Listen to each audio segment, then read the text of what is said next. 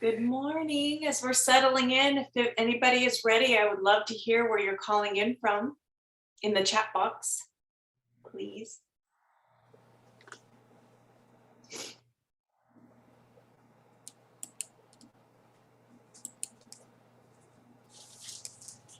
I can start. Let's go.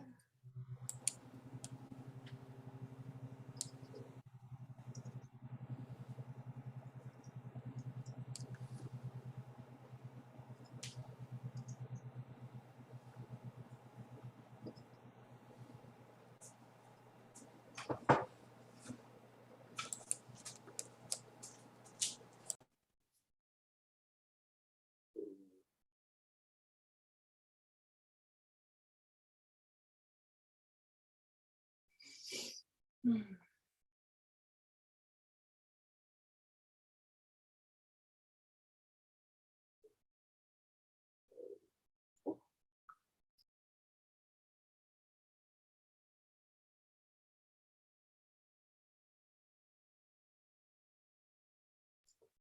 Yes, Liberty, that sounds good.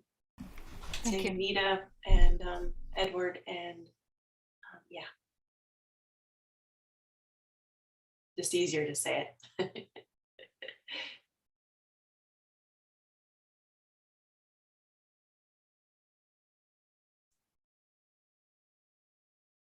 Good evening from Normandy, France. This is cool.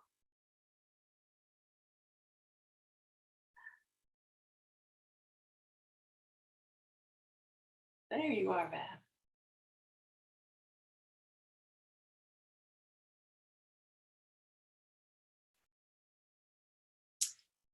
Okay, well, I suspect this is about who's going to be joining us for this first early session, so I think we might as well get started.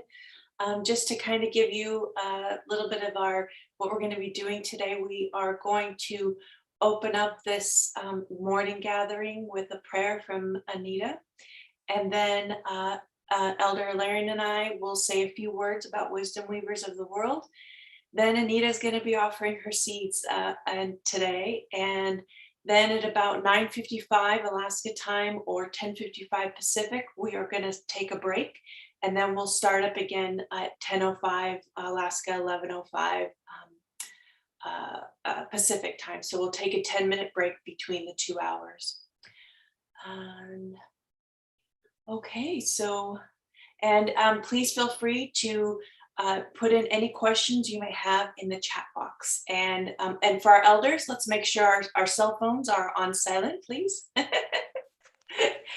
And all right, I'm going to turn it over to you, Elder Anita. Thank you. Thank you. And good morning, or good afternoon, or good evening, whatever time you're on, all my precious relations. And just really honored to be here with the various elders. And first, I just want to acknowledge that appreciations and being a guest, because even though we're virtual, each of us, our ancestors are there, our teachings are with us. And so these little boxes aren't like little boxes to me. It's all part of one universe. And so I just give gratitude for that. I've already did some smudging, and for Nawa, which is what I am, and some people know as Aztec, fire is very important. I have a candle lit here too. It represents life and passion, love, a remembrance, and it's of the spirits. And the smoke that I can feel floating by, so beautiful, it smells so good. It's caring. I'm asked permission. I asked to entrust our messages that we give not only during this time, but throughout the day, asking for permission and pleading for all the blessings that the ancestors, that our hearts will be open to be able to hear, and listening with the softest part of our ears. So I just want to begin by just acknowledging the 4 primary directions. And so you may lower or close your eyes, whatever. And again, I invite you to listen with the softest part of yours and expanding heart as I give gratitude to the great mystery. And I'll begin in the south. I will begin in the east where the sun rises. Da da ne ho, da da ne ho, Nya nya swami ho. Nya nya swami ho. Gratitude. And to the south. Da da ne ho. Da da ne ho. Nya nya swami ho. Nya nya swami ho. Gratitude. And to the west. Da da ne ho. Da da ne ho. Nya nya swami ho. Nya nya swami ho. Gratitude. And to the north. Da da ne ho. Da da ne ho.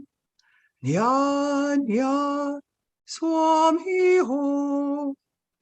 Nya nya swami ho. Gratitude. Gratitude to the great mystery. And I also want to give thanks because the chant that I sang is one that came to me 5 years ago as I was walking for the 35th year, the mountain that I live on in Colorado. And as I was walking, not as a task, just being with the earth and listening, the sounds of the wind moving in the different directions. And these words came. And then I began just singing it. So now I sing this as part of my morning sunrise ritual, as well as in the evening. And once I was with some brothers and sisters who are Seneca, and they smiled afterwards and they said, "Where did you learn that?" I said, "Walking in the mountains, walking with, I could feel my ancestors and the plant relatives and the earth and just the birds, the wind was just connecting all this, reminding we were one." And they said, "Well, a few of those sounds that you felt were sounds of nature are also our language. Nya, nya, and swamio." And I meant, "Oh, well, I will change it if you wish." And they said, no, you have permission. What you're singing, it's not all the words, but the sound, we can feel it. It's giving gratitude to the great mystery. And we know our people walked where you reside. All of our ancestors knew each other. And so I share that with you. Thank you. Aho.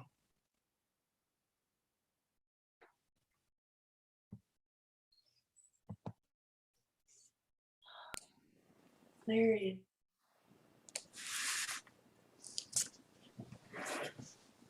Welcome, everybody.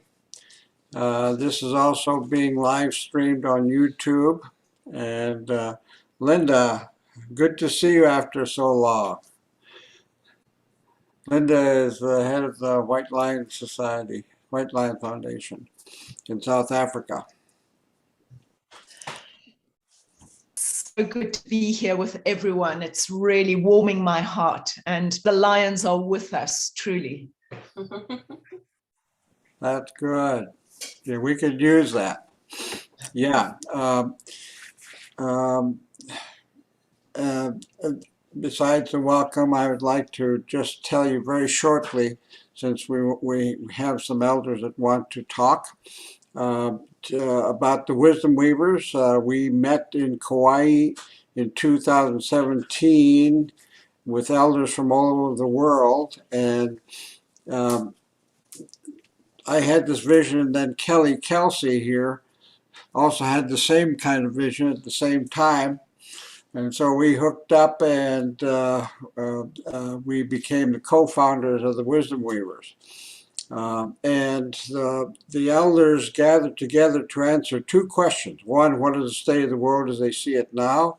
And two, what must we be doing now? And as a result of that, we developed a core team to deliver messages of elders from throughout the world to the world. And the message is basically that when we need to change our consciousness now. We are in the consciousness of the mind, and we need to go to the consciousness of the heart. Traditionally, the heart used to tell the mind what to do, and the mind's job is to implement that which your heart is telling you. And now most of the world's ills, political corruption, gross violation of women, the refugees, the climate crises, and all these kinds of things are caused by this consciousness of the mind. Even Einstein said you can't solve the problem with the same consciousness that created it. So the elders here are wanting to share what they know during these times that may help all of us go to the heart. Kelly, do you have a few words you want to say?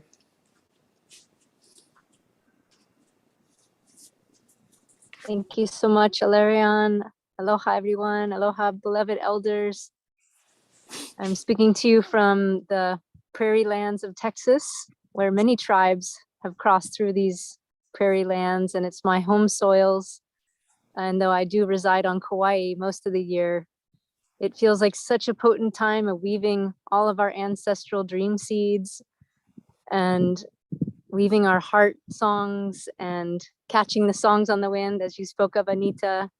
It happens to me very much wherever I go, and it feels just like this is the time to sing the songs of our hearts and let the voices of the unseen be shared. So I feel these 4 days have just been such an incredible weaving of our heart songs, and I'm so grateful for this space and for the continuing growing of these heart spaces for people to warm themselves.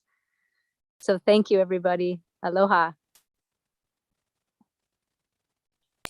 Marie? All right, everyone. Well, so just to continue on what Alarion was saying about the unified message that emerged from 2021 or 2017, today we're breathing life into that unified message through our mission, which is to bring humankind back into the heart by sharing wisdom of our elders. And this series that you're a part of today is called Into the Heart, Indigenous Pathways to Love.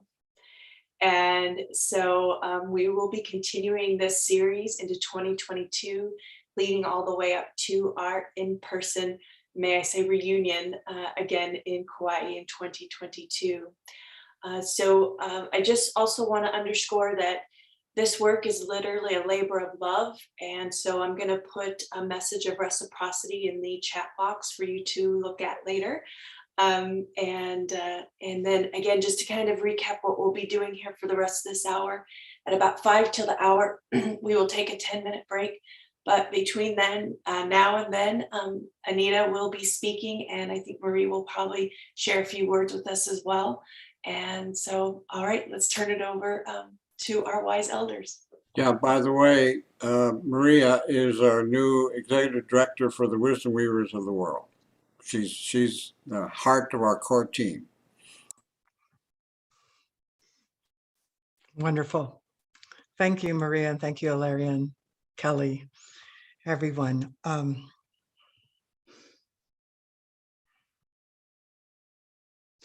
delighted to be a messenger here today.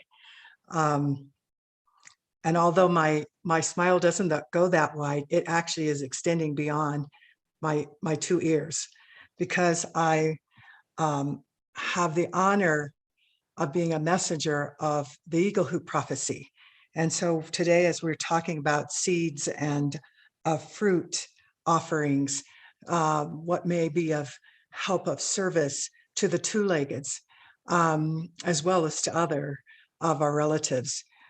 This prophecy is a prophecy that my elder brother, Don Coyas, who's Mohican, had a vision back in 1994. And in that vision, as he slept, a beam of light came down and touched him on his forehead. And then in that beam of light, what formed a tree, and the tree went through its different seasons. And when it came to winter, not only did the leaves fall off, but the branches fell off, and the tree trunk became into a hoop. And then more beams of light came down. And as they touched this hoop, they turned into an eagle feather. And they just kept falling and touching and turned to eagle feathers. And there were 100 eagle feathers. And he had this sense, is partially a voice, but sense that it was time that there needed to be a call out to the elders, indigenous elders all over the world, to come to answer this prophecy that Spirit was saying that was so needed by the Tleggets, who had forgotten how to create harmony and balance, how to be in right relationship with themselves and all our relatives in the one hoop of life. And so he went to the Council of Elders, and of course they said to him, well, this is a vision and you must do it. And you could imagine, and Alarian's already has the answer to part of the story, but how do you get 100 eagle feathers? You know, that just that alone, let alone be calling out to elders all over the world to come to. So anyway, he did do that. And sure enough, the eagle feathers started coming from all over. And now I understand even some of those eagle feathers came from Alaska. So of course they came from all over. And 27 elders responded. And they came together. They came from Africa. They came from Asia. They came from Northern Europe, the Sami. They came from throughout the Americas. And on that weekend, the 27 elders with this hoop, with the 100 eagle feathers and the ribbon of the 4 colors of the 4 people's directions as part of that hoop, they prayed, they sang, they chanted. They, as Edis talked to us about throughout the days, of understanding the importance and richness of the original knowledge.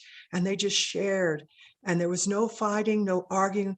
There was just this one big heart.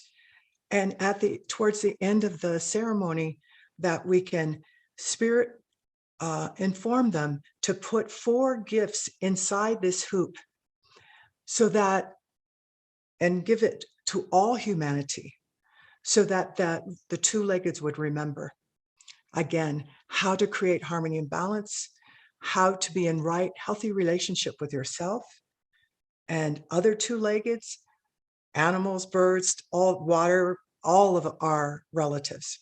And so I offer to you these 4 gifts, and I ask you, as you receive them, to listen with the softest part of your ears and expanding heart.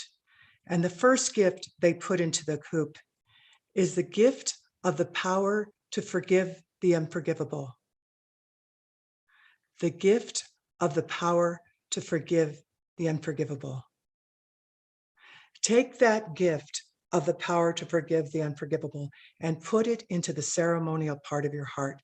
And you may put your hands on your heart if you so choose, or just you can open your palms if you like. And take a breath, and as you breathe, you're already sensing what has been forgiven, what might not have been forgiven yet. But very clear in the heart, knowing that this is a very, very important gift, a very important step for us to be able to create harmony and balance again. Just take a deep breath. And then the second gift the elders put in there for all humankind is the gift of the power of healing. The gift of the power of healing. Put the gift of the power of healing into the ceremonial part of your heart. And over these days, we've been talking about the pains and hurts, but we've also been sharing the ways of healing. And that this isn't a one-time event, that it really is a gift that every day we get to choose healing. So just take a deep breath. And then the third gift that they put into the hoop is the gift of the power of unity. The gift of the power of unity. Put the gift of the power of unity into the ceremonial part of your heart. We all know where that is. And take a deep breath. And you're thinking, or it's coming to in your expanding heart, the sense of all of that you are in unity with, and that which may not be. And what we've been experiencing here together in community, that unity, the sharing, the understanding, the creating the grace and space so that we can hold each other as well as we can co-create, and open and listening to all our relatives in unity, not just two-leggeds and the great mystery. Take a deep breath. And then the fourth gift that they put into the hoop, the 27 elders from around the world, is the gift of the power of hope, the gift of the power of hope in action. Take the gift of the power of hope and put that in the ceremonial part of your heart.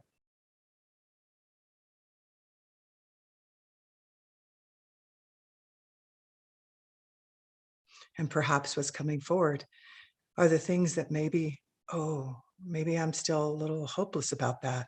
Or no, I'm so filled with the possibilities due to what's seen and all the unseen and all the relatives and the ability to dream in visions.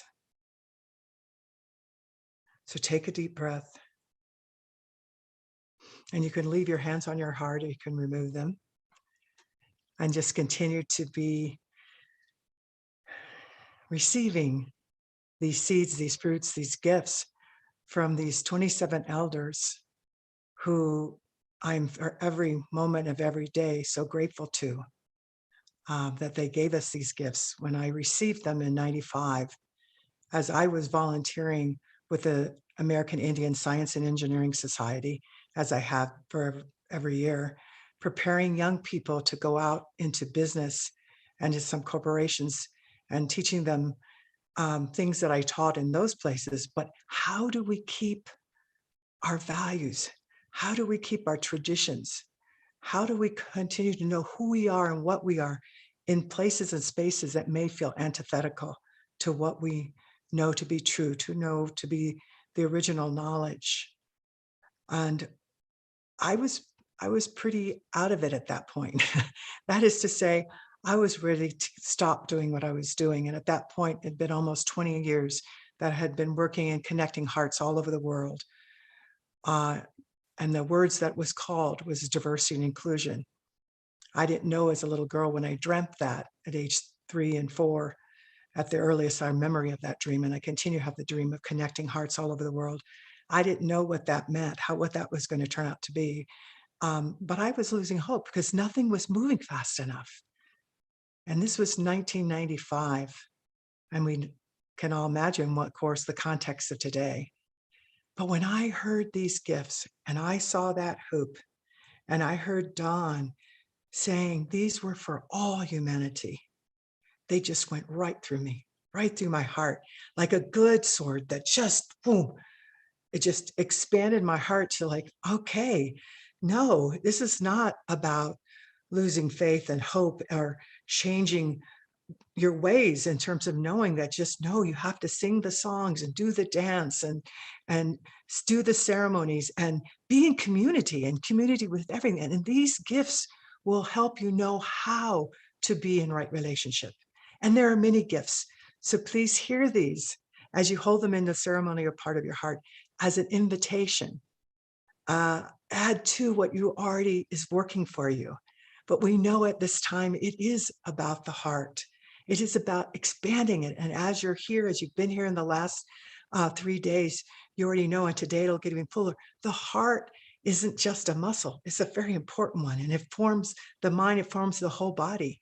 But it extends way beyond this vessel called the human body. And so it can hold an infinite amount of love. And I just want to share another story too, and I want to make sure to get Marie in. So, but one of the things that I want to say is I've been a messenger weaving the Eagle Hoop prophecy and these gifts everywhere I go, whether I'm in the Amazon in the sacred headwaters with the Ashwar and Sapara people, or whether I'm in a C-suite of a corporation, or whether I'm in my own home or other communities, I share these gifts. And I want to say that I know Spirit knows far more than I or any of us can, but it has helped me tremendously to use these gifts. And as I offer and invite others, they are experiencing the same thing, incredible transformation, not just small little changes, but real shifts in terms of being able to be a whole human being, to be present to all of this. But I will say that most people who call on me who are not Indigenous, they are usually calling me because they hear that I can help them with unity and hope.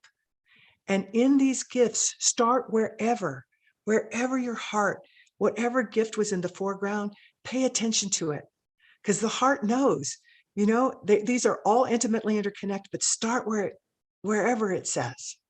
And so what I have found is I say, yes, wherever you want to begin.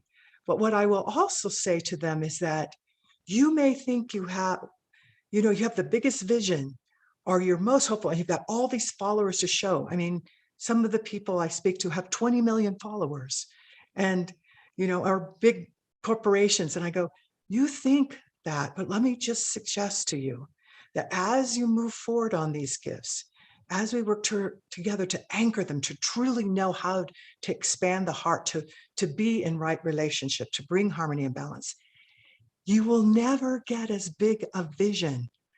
You will never get the kind of unity that you can't even imagine unless you also do your forgiveness and healing work. And oftentimes in the business world, not in the other communities, but in the business world, they're like, okay, well, we'll see. We might do that later, right? We don't want to do that. We want to go into this. Yeah. And then sure enough, they realize, oh, you can. So I want to say to you, it truly has been transformative because for me, I mentioned just briefly the other day that part of my beginnings were wonderful, amazing, because of my grandmother, my Manawa grandmother, I spent so much time with, and she taught me. And then the Osage who adopted her because she didn't have other people in Missouri. And so we would go and be with the Osage, and they would teach us as well. But what I learned with these gifts is that even this little girl who from age 4 to 13 was sexually abused, and I remained silent. I just sort of offered up I was being taught out of the Black Book, and it was like, even though I was also being taught out of the Indigenous, it was like, well, just offer up the suffering. And there was a lot of suffering there. And then at age 13, if that wasn't enough for someone to heal, and maybe some of you have that experience, and we know many of our brothers and sisters have had the abuse of one sort or another.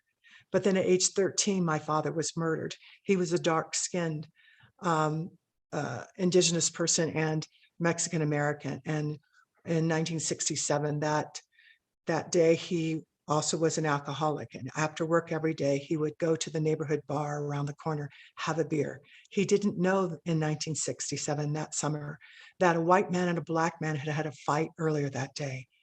And the white man returned and only saw the profile of my dark-skinned father and fired 3 bullets through his head and killed him on the spot.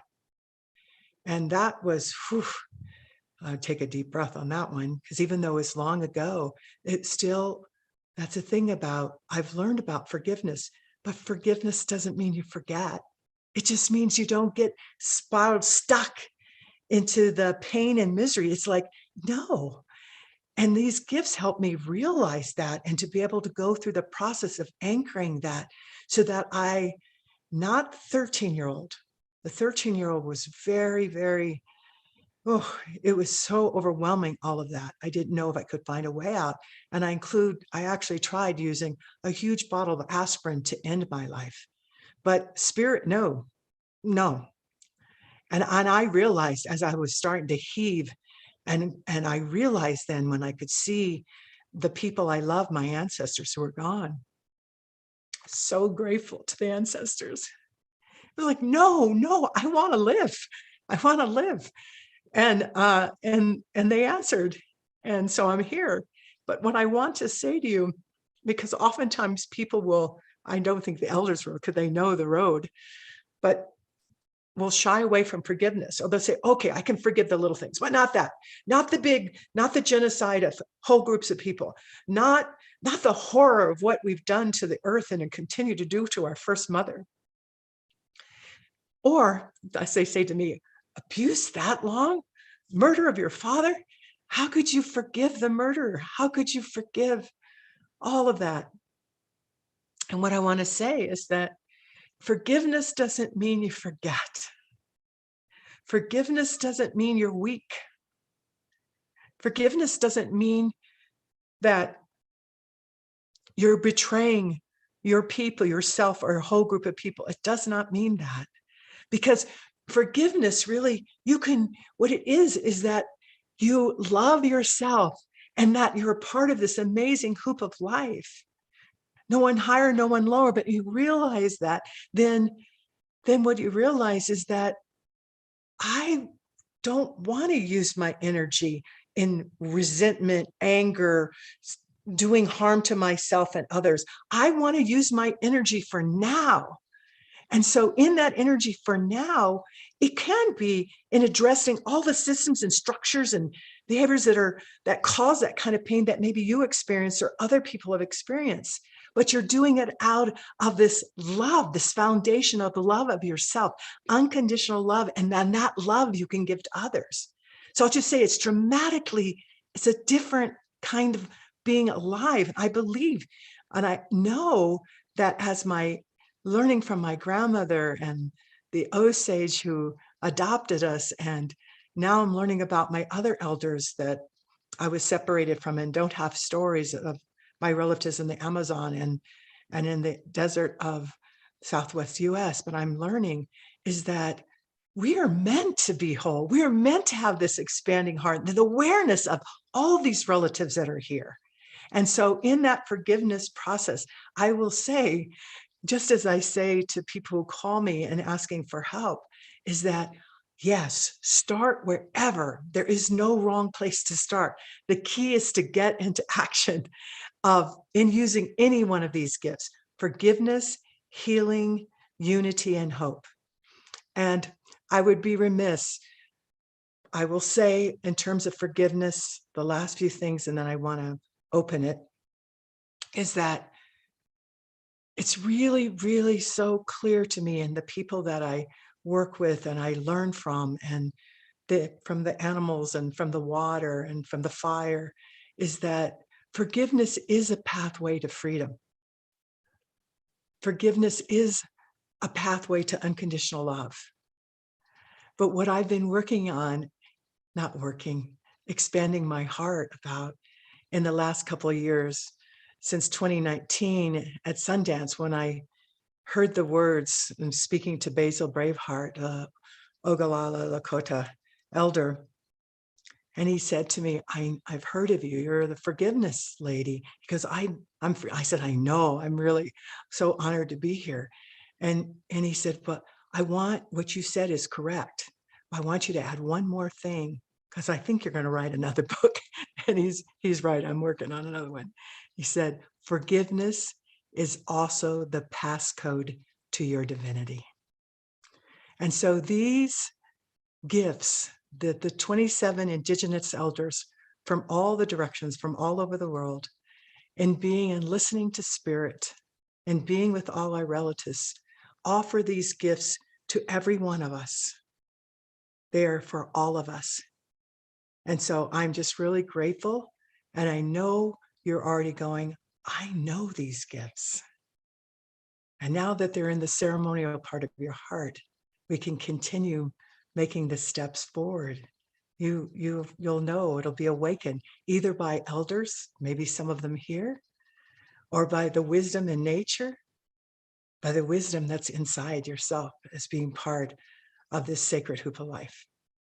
So I thank you for listening and for receiving these gifts. And I'm going to leave you with a question and then just turn it to Maria. Is that just be aware of when you hear those four gifts and you put them in, was there any one or two that were sort of in the foreground that were pulling more? And that's a great place to begin. Thank you.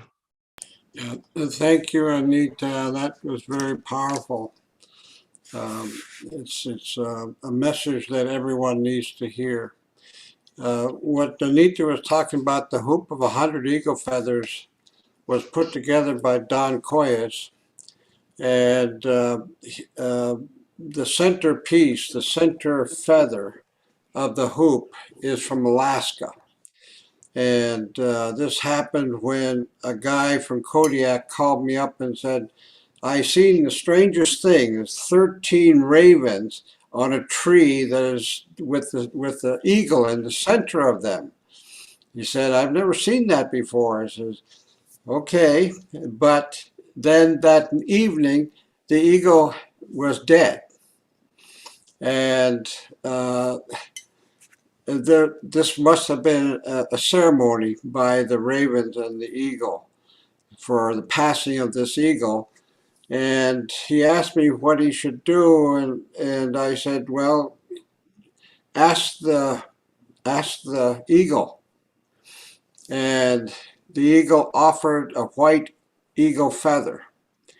And so the guy said, what do I do with it? I said, well, Don Coyes is putting together this hoop of 100 eagle feathers. He's looking for some more. So he went to Colorado and met with Don Coyes, and that's how the center hoop was created. Okay, Marie. So beautiful. Is that me, Marie, or not Maria? So, good morning, everyone. Huaka chamai, and I'm, just so filled right now, just from Anita. I mean, it's so beautiful, and I can feel, the heartfelt gratitude of your words, your wisdom, your teaching, is filling me up right now. The gifts, those four gifts of forgiveness, and when as you were going, talking about the visions and the gifts, the first one, the forgiveness, and then you to the talking about the other gifts, commitment and hope and healing, forgiveness. I see, and I was recognizing and remembering all those ways that I do have been practicing. I do have them in my heart, and that I've been living that those gifts of the heart, and love and expanding and opening. But the forgiveness part, I was like, okay, I don't really understand that forgiveness part. So you going back to talk about it, it's just so beautiful to, I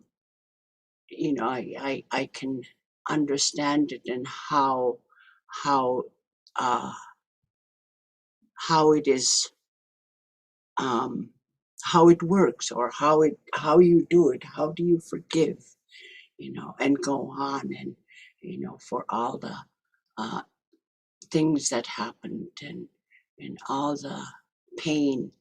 Yesterday was a painful, the things we were talking about. It was hard, the pain. But today, it's so, it feels very, very good for me right now. And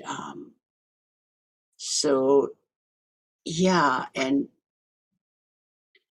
I can really see, you know, how our ancestors, the old ones, my grandmother, the grandmothers, and my uh, parents growing up, and how they, you know, what happened, you know, at that point of things that were changing with the new arrival of the outside into our world, our community, and how they worked with those 4 gifts, and how, you know, sometimes I wonder how come they didn't really um,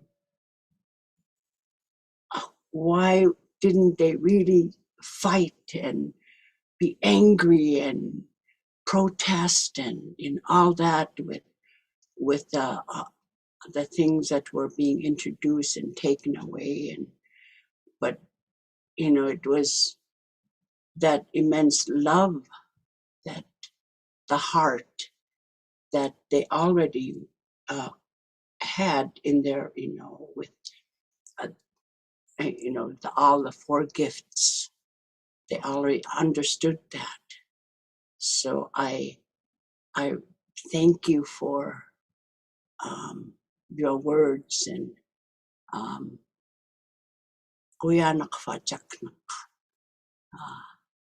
Anita, and all of you here that are here with me today. Um, it's been a wonderful 4 days, and I have not, the only person that within all of you that I've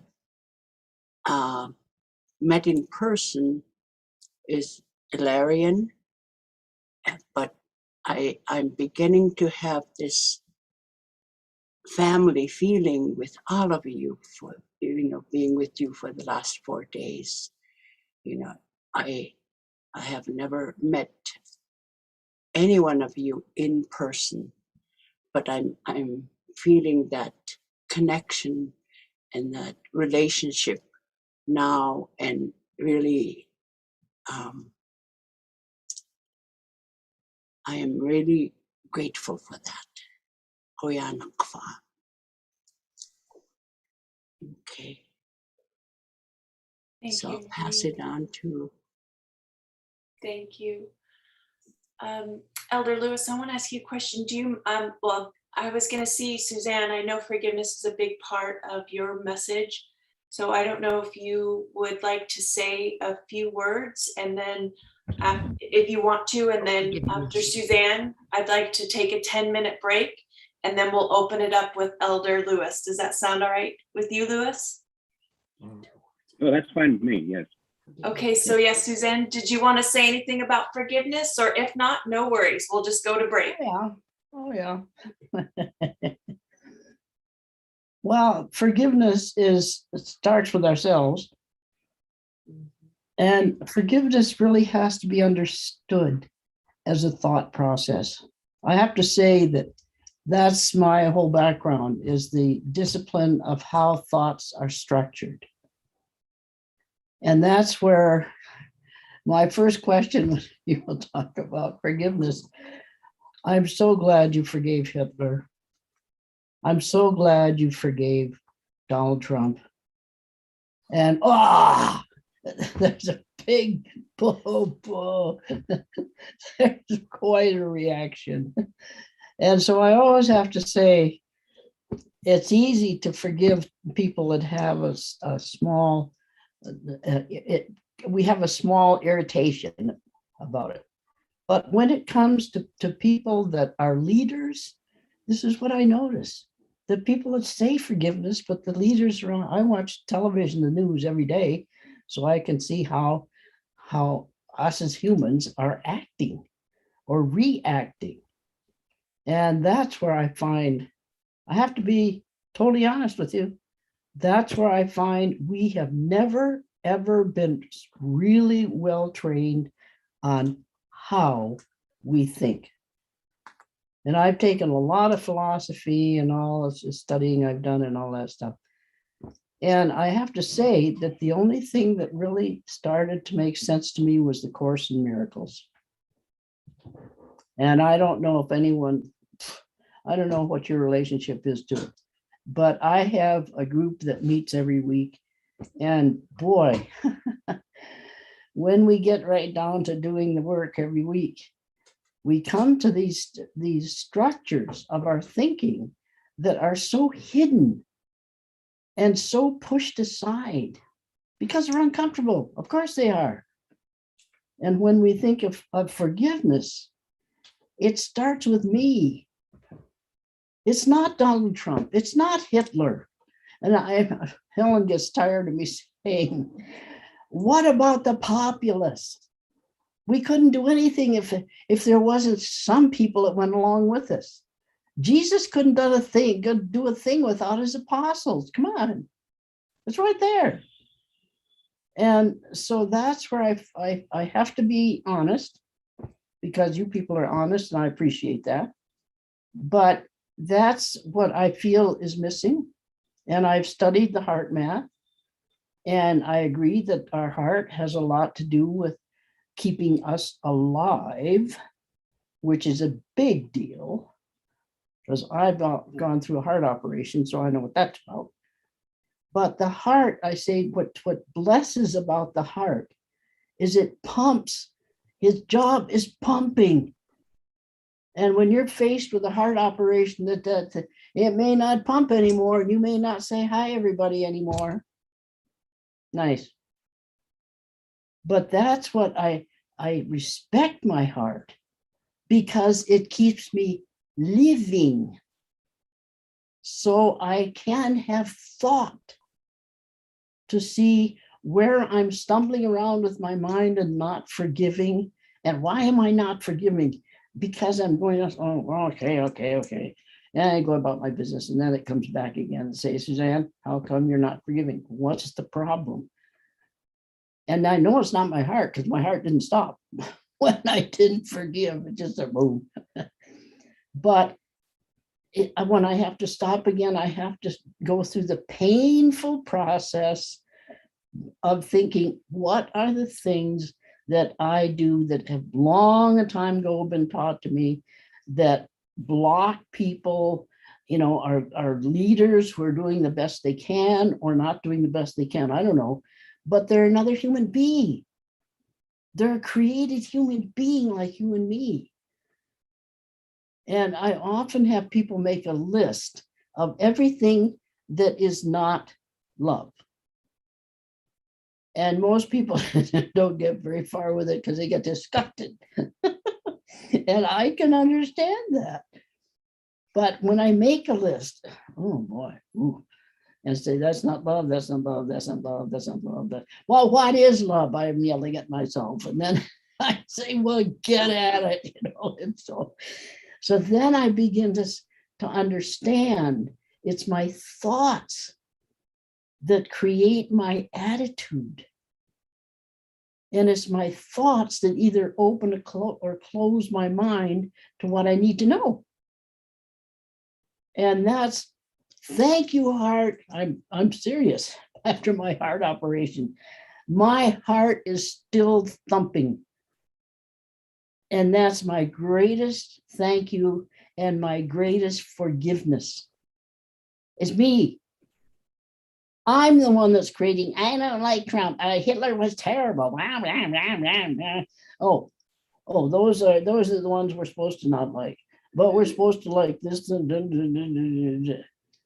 Nope. Love is everything. And that means accepting everyone as a human being.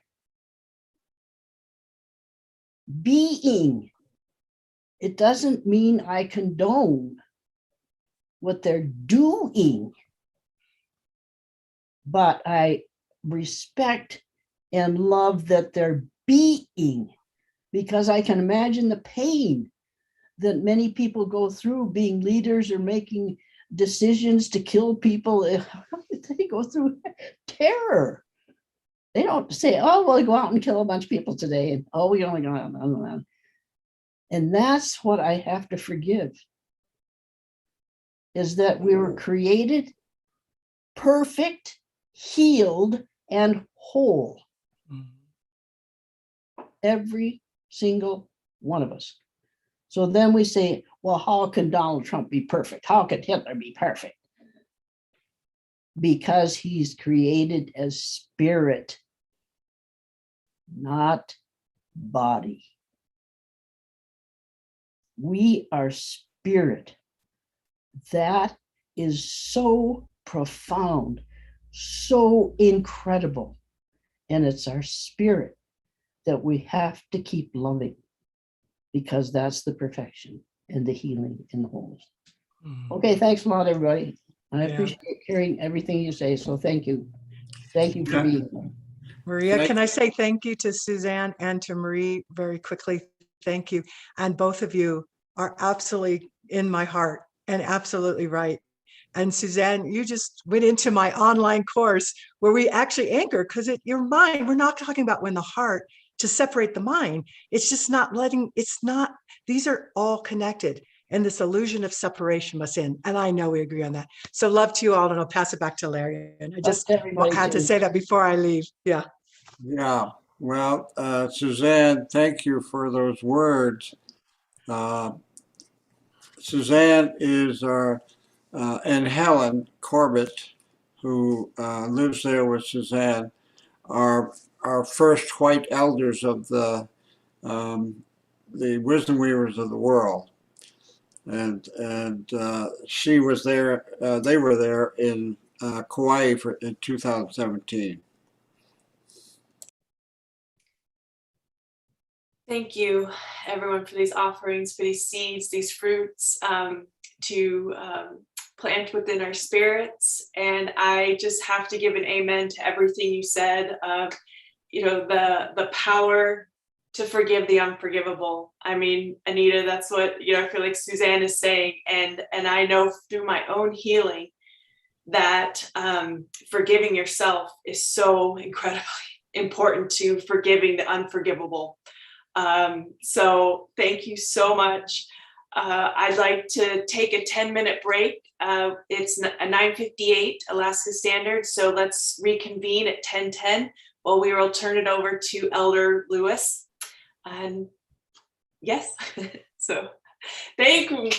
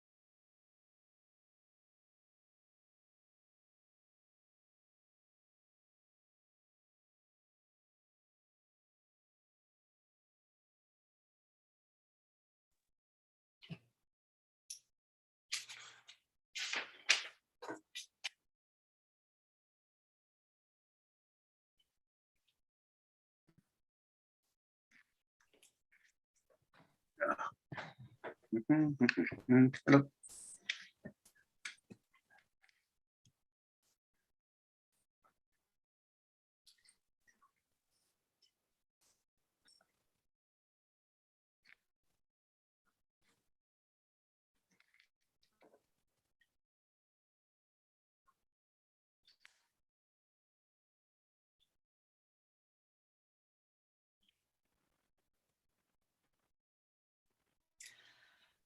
All right. Let's go ahead and begin. So we're going to be turning this conversation over to Elder Lewis. And then just as a reminder, we've got Dr. Gina Perez joining us in the next hour. So let's try to conclude at 10:55 so we can take another 10-minute break, or 11:55 Pacific. So if that sounds good to everyone, I'll go ahead and just turn it over to Elder Lewis. Yeah, before he begins, want to welcome Soren. He is from Greenland, and he's a member of the Wisdom Weavers. Nice to meet you, sir. Nice to meet you too. Welcome. So I guess I should get started. First, I want to say that having a chance to listen to the previous elders share their thoughts and their ideas really lifts my heart. You know, it makes me feel connected to something greater than myself or my little circle. To know that a lot of us are thinking with that same mind and that same heart and that same spirit of how we can move forward and change things in our environments, where we live, where we work, the communities that we serve, and also how we can then affect a better outcome of things for the future. And of course, we all know that this is generational work.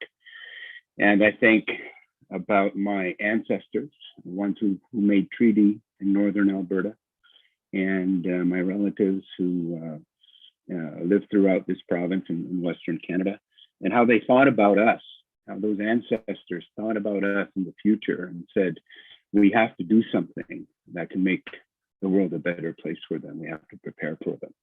So it's because of those good ancestors that really inspires me to be a good ancestor myself.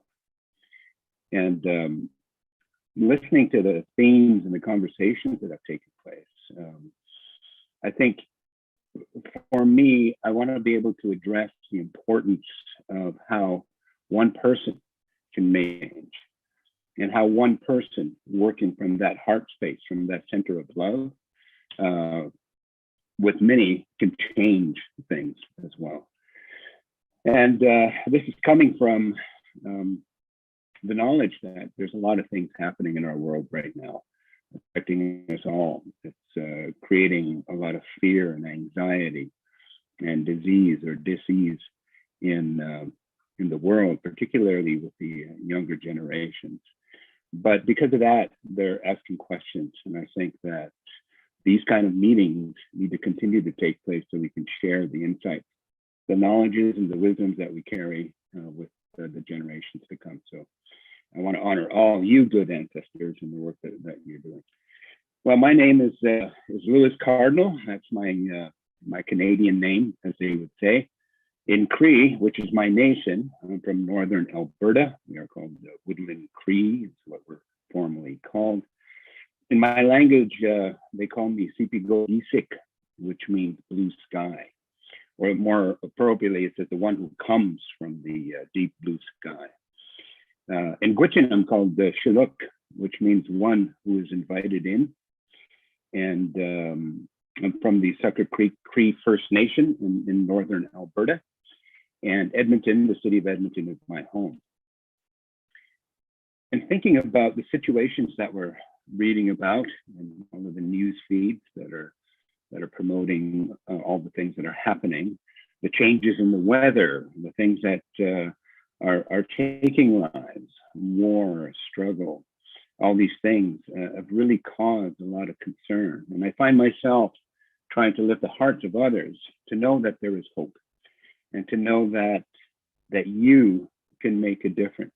Because oftentimes, and I know this as a young person myself, that I thought that, you know, I'm just one person, but how can I make a change in this world?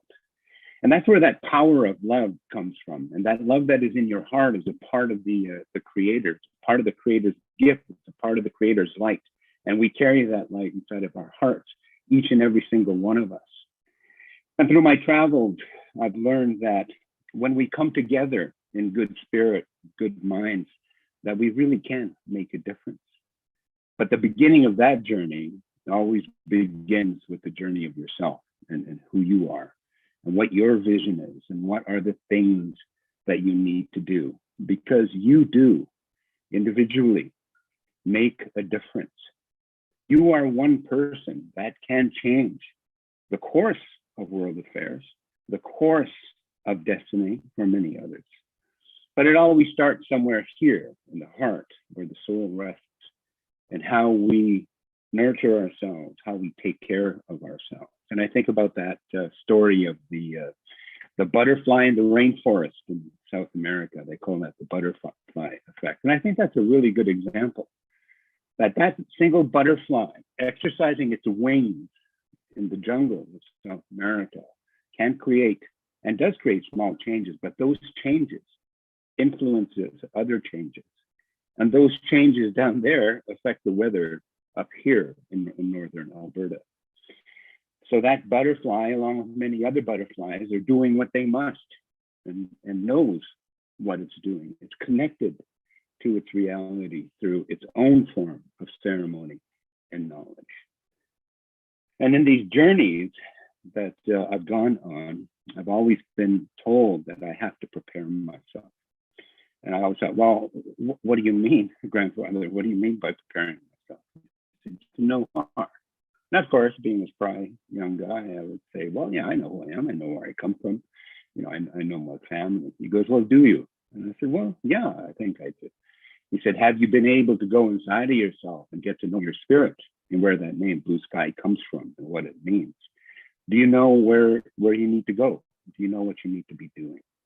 So that first journey always begins first in yourself, in your heart, that you have to go in and really get to know yourself, because there you find all kinds of interesting things.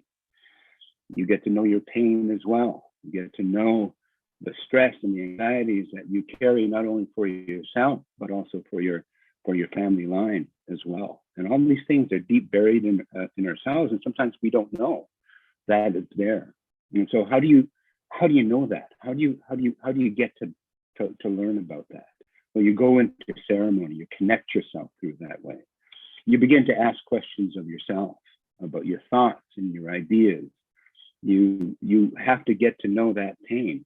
And while most of us want to run from that pain, you know, and I know that I have, but because of this journey that I'm on, I've been forced to face it and realizing that, you know, not only was I carrying the pain of myself, my sense of loss, disconnect from our traditions and our histories, realizing that there was a large part of myself that seemed to be missing. And I've realized that it isn't so much as it's missing, is that I didn't have light on it, so I couldn't see into the dark. And I learned that through ceremony and working with elders and doing this kind of work brings you there, because we have to heal that. We have to work with it, and we have to learn from it. And that's one of the things about addressing pain, your own personal pain, is that it brings you knowledge, it brings you insight, it brings you wisdom. And these lessons that you learn aren't just for yourself. You realize that you can offer this as medicine to other people to help in the best way that you can. And that healing also includes forgiveness. And forgiveness is also a very difficult thing to do. It's perhaps one of the most difficult things that we have to do, especially when you look at the indigenous history of our people all across North and South America and around the world, and how colonization has deeply affected our people, has hurt our people, has lost our people, has killed our people. To say that I can forgive is a very difficult thing to do, but in order to get there, you need to be able to have that help and that connection to that great creator that is inside yourself, that great mystery that's a part of you. and be able to harness that and utilize that to move things forward. Forgiveness is a very difficult thing. One lesson that I learned from the Dalai Lama, the 14th Dalai Lama, in a meeting with him, and here's someone that I, of course, idolized and respected tremendously. Never thought I'd meet him, but make a long story short, I did. But here we are standing together, face to face, and I know that I have one question to ask him. And what do you ask someone of that stature and that reputation? What question would you ask that person? So my question was, I know the history of your people. I know the great losses that your nation has faced. I know the suffering that you've gone through. I said, how do you forgive those that have caused those pains, that have caused that loss? And he said, you have to forgive. He said, the hardest thing that we'll ever do is learning how to forgive, especially with those who have caused pain. But forgiveness is necessary, is what he said. If we want to move forward in life, we have to acknowledge that pain, learn from it, and then forgive, so that we can move forward. Because if we can't do that, then we can't move forward in the way that we're meant to. And that was a lesson that he taught me, and something that I heard my grandfather say years before as well. He's saying that forgiveness is medicine, and one day you'll learn that.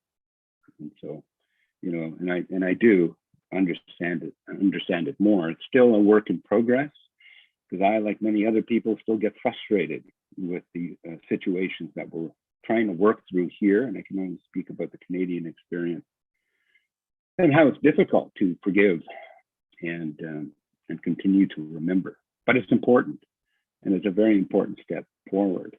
And by going through that process of learning to heal the parts of you that you feel are broken or lost, that forgiveness then, as you're moving forward, teaches you more about yourself.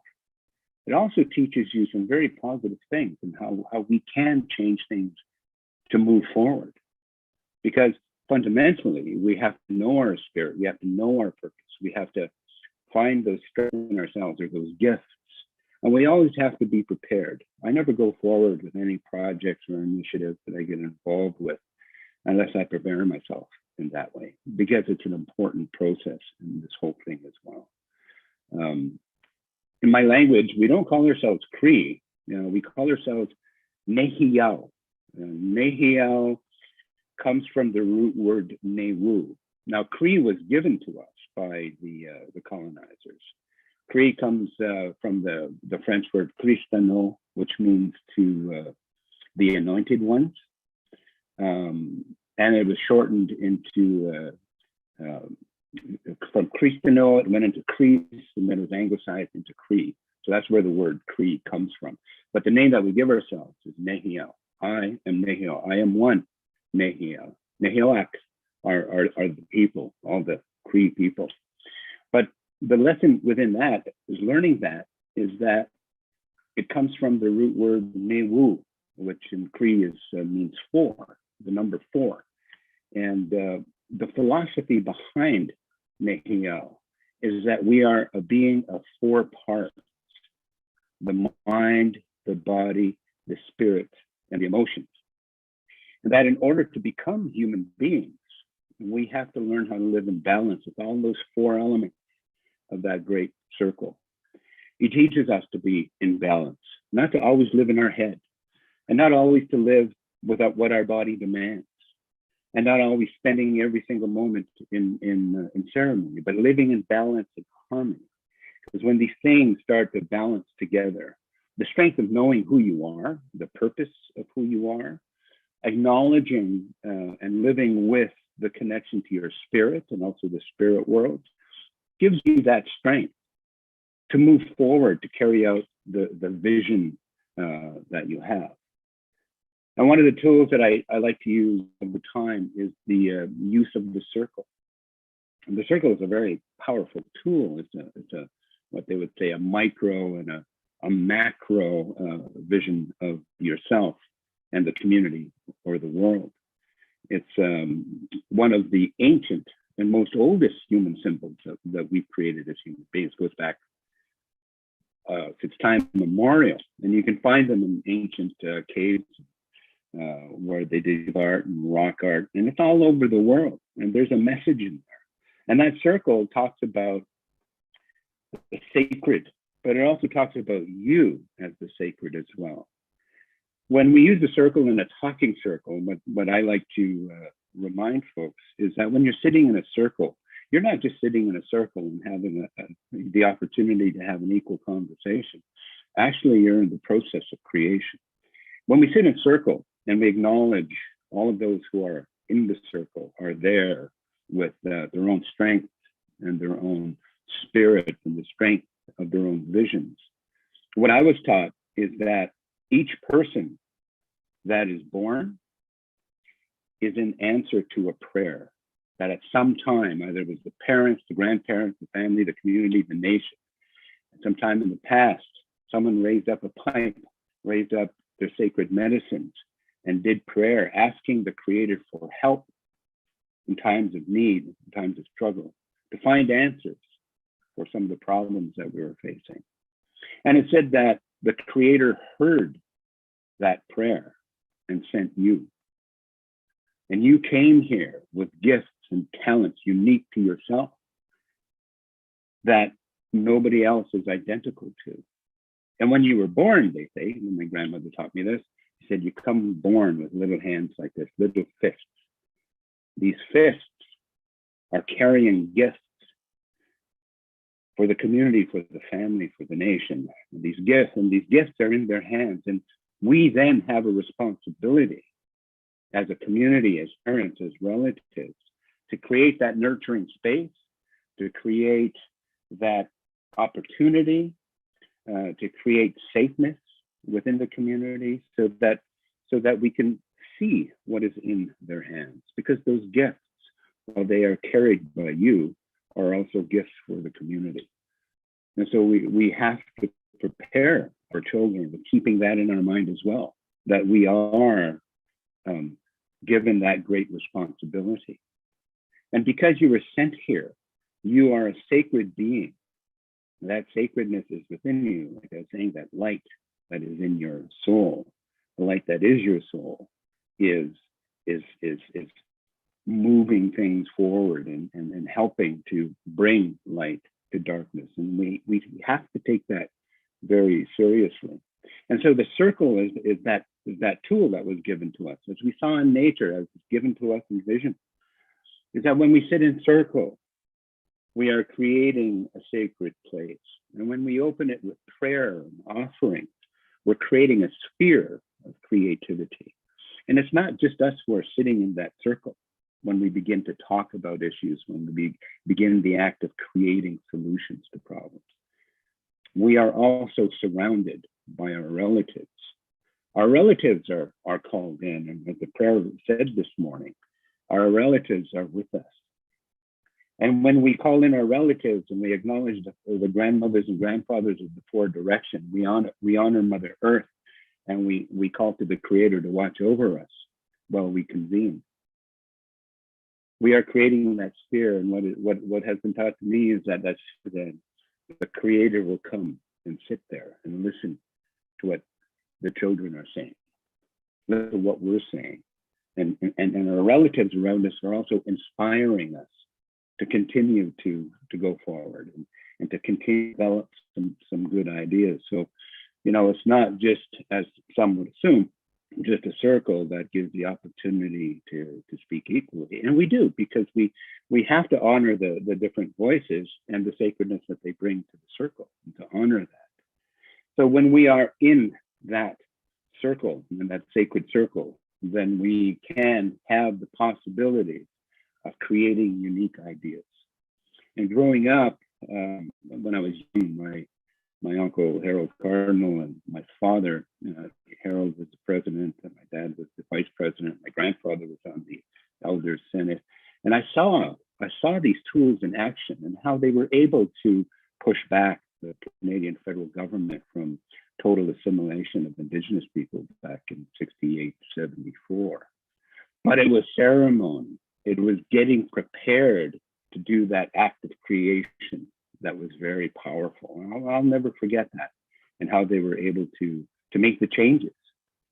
But it started with talking about, what can I do to make change? What can I do to affect in a good way what the future may become? And it's there in the ceremonies, and that's what the elders have always taught, is that the ceremonies are incredibly important, because it not only connects us with our ancestors and the creator, but it brings us together as human beings. And these are ancient natural laws that are still in practice today. And also, when it brings together within that circle, it celebrates our community and relationships. And, you know, the elders have always taught that it's all about relationships, and everything that we do has to be in relationship to that great mystery, in relationship to others, because we don't live in this world alone. And we have to remember that, is that we're here to help each other. And it requires your authenticity. And what I found is that sincerity is a high form of prayer. When you move with that heart, when you move from that center of your being and that spirit of who you are, and you share your vision with others, and others start to see what you're talking about, that possibility of changing things is already happening. The act of creation is starting to happen. And we do have to remember that while our creation stories seem to be coming only from history, everything that we're doing today is a part of that creation story. And we're living that creation story, and we are the ancestors to the future. And that's something that, you know, we always have to keep inside of ourselves. It's humbling. It's humbling that way. And to be able to sit with people in circle like we're doing today, and to listen to each other, and to share what life has given us and what the Creator has given us, is moving. It's moving in the sense of moving us forward. It's giving us the strength and the clarity of vision in how to do it. Because in these times, in these days, and we've seen this through history, where the creation of fear within a society stops things from moving forward. It stops you personally from achieving what your potential is, from achieving what your vision is. It scares you from doing what you know to be right, or what you know you need to do. That fear is a very powerful force. But because we have these ancient tools that come from the Creator, come from Mother Earth, come from our ancestors, it gives us that strength and that possibility of moving forward. And that's something that I've always found that was difficult to put into practice, because fear can be quite consuming. It really throws you off of your game. And there are those who know how to use fear as a tool or a weapon. Because when the people are afraid, they tend not to move. When you're afraid of making change for what it may mean, it slows you or stops you from moving forward in that way. So yes, it's a powerful weapon, but our ceremonies are even more powerful, and we can overcome. It doesn't only just take one person to see how to change things, it also takes many to come together. So by learning that, I found courage in my own life of how I can move forward in order to make changes that can be beneficial for everyone. And this taught me that you can make things happen. And as has been said in many of these gatherings here, you are the one that we've been waiting for. We are the ones that we've been waiting for as well. Because when we go back to that metaphor of the circle, it teaches us that the circle also represents the individual, but it also represents the community. They're one and the same, and they need each other in order to move forward, in order to grow. Once I started to understand that, I realized that I'm not alone as much as I thought I was. Even though these may feel like lonely times to some, you're not alone. Your ancestors are with you. And going in ceremony, the spirits have shared this story. They said, you know, your relatives are right beside you.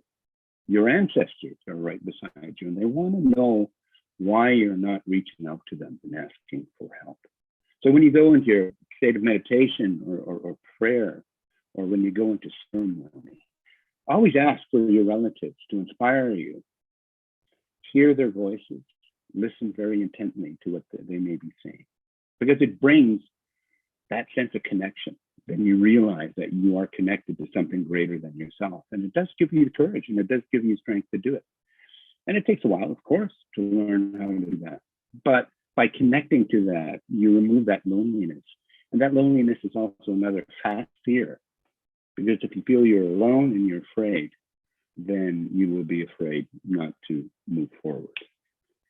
So, in keeping that idea of circle, keeping that idea of ceremony, that gives us the tools for relationship building. Because as the elders said, it's all about relationships. Everything on this planet, all of us are connected to it. And when we disconnect ourselves from that rhythm, from that connection to spirit and to others, we disrespect that common ground or that sacred ground that we can create. Because when we do the relationship building and reaching out, first of all, we're doing your own work, but then working out towards your own family, towards your community, your clan, your nation. All these things are interconnected because relationship is so key. Mother Earth tells us that all the time, every day, if we look carefully, and how everything is interconnected with everything else. And that proves again the point that you are needed here, that you are carrying something that is required for that greater relationship to work even better. And when we do that work to create relationship, utilizing tools like the circle and ceremonies, we also develop the opportunity to learn from each other and to share from each other. Because when we sit in that great circle of life, each of us have a unique position, a unique angle to that campfire that's in the center of the circle, that creative fire that's in the center there. And nobody sees exactly the same thing. And it's because we take that time to move in circle and share what we are seeing, we get a bigger understanding of what is before us or what is in the center of our circle. And by that, we develop not only a 3D model, but also a multi-dimensional model and also a spiritual model. So great depth is added into that center there. And it's by us trusting each other in that circle that we're going to learn from each other and move things forward. But community relationship building takes time, and it does require patience. But when you create that process and going through the relationship development within your communities, the community becomes strong because the circle also is not only a space of creation, it's a space of healing. And when we use that talking circle in the way, it becomes a healing process because you feel that you are connected now to all these people that are there, and it brings you that strength and that sense of beauty and connection to all that good that is there. And so the community, when we utilize these things, can become strong. So the power and the love of one and the power and the love of many really can make the changes that we need to see. When I was a much younger man, I was involved in something that was called the Big Bear Spiritual Run. And that run took me and 5 other young guys from Edmonton, Alberta, to the American Museum of Natural History in September in 1989. And that was my rite of passage. That's where I really saw all of these different things coming together and to prove the point that we can do things. 2,709 miles, 4,400 kilometers. And we started our run in September and we finished it in March, and we ran through winter. And all the way through, people were saying, this cannot be done. We'll never make it there. The reason why we're on this run is to retrieve a sacred bundle that belonged to one of our great leaders, Big Bear. And in a vision, Big Bear had come to the vision keeper and said, I need you to go there to the land of the Long Knives and retrieve that sacred bundle. And so that's what we did. But before we left, we prepared ourselves. We went into ceremony. We got ourselves ready for something like that. And it was a life-changing event. And no, we didn't make lots of money off of it. No, we didn't have corporate sponsors, but we had the people. And when we went from town to town, First Nation to reservation to Indigenous communities, we saw that when we shared that story and that vision of what we were trying to do, it affected them as well. And by having faith in that vision and in utilizing prayer, we were able to move those 7 months to New York City. And along the way, we made a lot of friends. But also what was interesting is when we got to New York City, it was the first time in New York history, apparently, where all the media stood behind us and said, you know, you need to give that bundle back. And we also had an effect on a law that was being brought into the House, the Congress of the United States. It was called the Repatriation Act. And along the Eastern Seaboard, there was a lot of interest in Iran, raising that important question about returning sacred items to our people. So we know that we did contribute in our own little way to drawing attention to and supporting that bill to make the changes. But I also think what was important is how we influenced and supported people who were returning back to their roots, returning back to their ceremonies and who they were. So that run, that one vision pulled us together to move forward. And so the same thing we did when I was going to University of Colorado in Boulder. We were naming a fountain after Dalton Trumbull, who was a blacklisted screenwriter from Hollywood, in the late 40s, early 50s. Anyway, we wanted to rename this fountain, and that just created a whole thing because he was considered a communist back then. And again, we were told it can't be done. But once we focused on what needed to do, we got attacked from everywhere. The Ku Klux Klan, we got all kinds of different things, but we also got a lot of support. And we held true to the vision and what this was important. And communication then was important. And so I carried the same thing here in Edmonton, and how we brought together our Indigenous community to create for ourselves what we needed to do and what we need to do. And that was important for us. And now, because of the work that we did here in the city of Edmonton, we've created some benchmarks for other cities to follow. Of course, one of the projects I'm working on right now is called Kitsiaski, Sacred Land, and it's the first urban Indigenous cultural and ceremonial grounds. And it started out with people saying it can't be done. But learning as I did, working with elders, utilizing ceremony, we were able to move forward. And along the way, we were able to unite our people who had differences with each other before. And we're continuing to move forward, create things. So your vision, if I'm speaking to soul, your vision can really make things real. You know, you have to see it in your mind, because when you see it in your mind, there's a greater potential that it will be accomplished. It will be made real in the world. And so when you make that deep connection to yourself and who you are and wanting to make changes in the world, you know, the great mystery gives you and has given me many challenges and obstacles. But, you know, I took those obstacles and turned them into a building block. And I stand on that to get a better view of things. And that's helped me to support myself in my own journey, but also support my community here in their own journey. So, you know, the lessons that I've learned through this, and knowing that we are in difficult times, you know, we have to understand who we are or who you are. You have to understand your connection to that great mystery and understand that light that is your soul and how it connects to other lights. Because when we bring our lights together, the power of creation is there with us. But if we're afraid, we may be too afraid not to bring out that light and share that center point in terms of who we are. So all these things I did not do alone. I'll never say that I did, but I know and I give thanks to everyone who's ever been involved in things that I've been involved with and how they helped to change the course of many things, and that it works, and that you are not alone, that you have the power of one, and you also have the power of many, and the power to change your reality and the reality that we wish to see. So that's my message for today, and I'll leave it there. Thank you, Louis, for your wise words. You know, when you say we are not alone. That's what many people do not hear and they don't understand, but they are never alone. They are, we have the unseen world allies and the seen world allies with us all the time, as you said.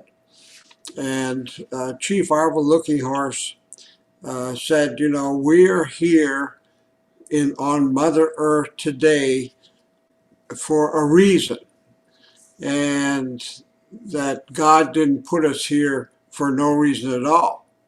There is a reason we're here at this time, and that if we go to our hearts, it will tell us what to do, and so that people need to go to their hearts now. Because of all the world's challenges, we are here. Every one of us are gurus now. There's no singular guru. We are all gurus. And if we take your circle and we really understand what that means, we can come up with the answers that are needed now. And the original instructions you talk about, you know, my people, we have a story about the womb at the center of the universe. The original instructions were given to us by the Creator through the womb at the center of the universe. And that everyone has that ability to tap into that. Also, we can talk, we have the language of one, they call it, where you can talk with anything in creation. My elder on St. Paul, there was an anthropologist who went out there and said, you know, how did you people find this plant that kills whales? And in Alaska, we were the only ones that had spears and not harpoons to get the whale. And we have this plant that lets out a juice that only goes to the heart of the whale, doesn't go anywhere else. And so he's wondering how we got it. Well, the elder on St. Paul said, we talked to the plants. And that's how we got the information. This is the original language of one. And I'd like to give credit to Milt Markowitz, who's here with us today, who got us together, Lewis and I. I think it was World Council of Religions, was that? Yeah, in Canada. And so Milt, you're a great ally. He is, yeah. Thanks, Milt.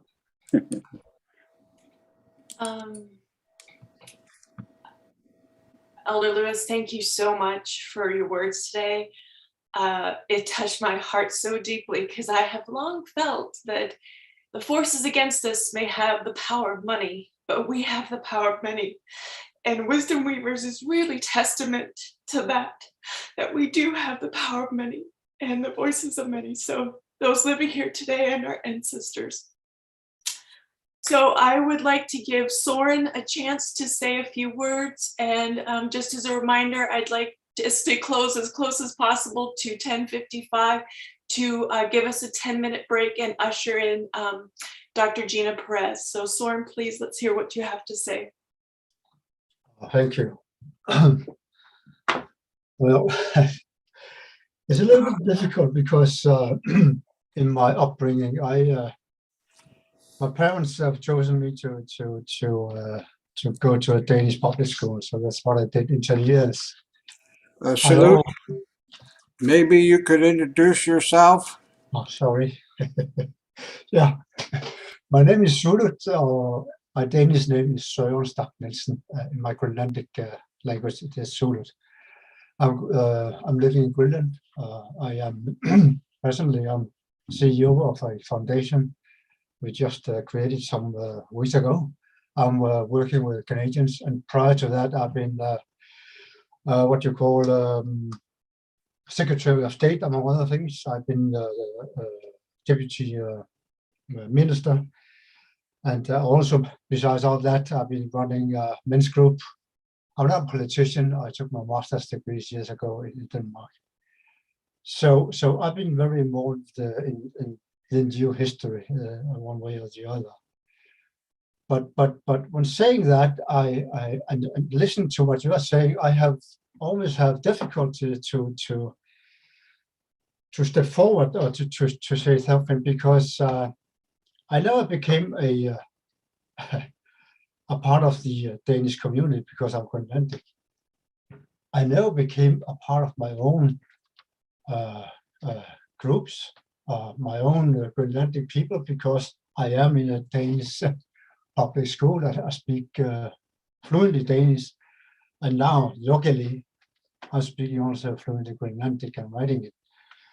But what I want to say is that I'm still thriving with, which is still very difficult, is to know, to listen to that I'm not alone. That's the most difficult part I found. Is I know that Larry and others have been telling me for many years, look, no, you're not alone. But finding other people to work with, it has been in my with my works, etc. It hasn't been difficult. It was actually quite easy, because I was one of the few one who was speaking not only Danish but as well as my own language and other languages. So very quickly we can find people to work with. But in this, what I'm doing now, trying to make people understand, especially local people, that what we do right now with overfishing, etc., it's the pathway to disaster. That's what I used to say. But to make people follow what we are trying to do, which is only trying to tell those people our vision, or my vision of, okay, how do we secure food for the next, or fish or other species we are hunting for the next generation, because someone maybe higher in the sky is really, look, it is no longer sustainable. And when I'm saying that, I do understand our history, of what has happened with our new Greenland, because, but you might not know that we have the full, we are the one, we have our own government, we have our own parliament, we are electing our own people. The only thing we do not control is military jurisdiction and foreign affairs. Everything else is our responsibility. So, but try to find other people has been very difficult to make them, not make them, but try to listen to what I'm saying. I also have had a very great difficulty to listen to guys like you and Larry, what they're saying. But since 2 days ago, when I told you what I've been through, what has been difficult, it's what I felt this morning is that it is as if something very big has a very hard, heavy stone from my heart. It's not gone. I can still feel it. It's still very difficult to talk about these stuffs. It's much more easy to speak about the government's policy, whatever it could be. But these to join these different things that I know, that probably the elders I know, what they give us younger people tools to use in the future, because they probably knew that we are going to use guys like you who have maybe a understanding, a little bit different understanding of why we have reached this point, that I do find quite difficult now and then.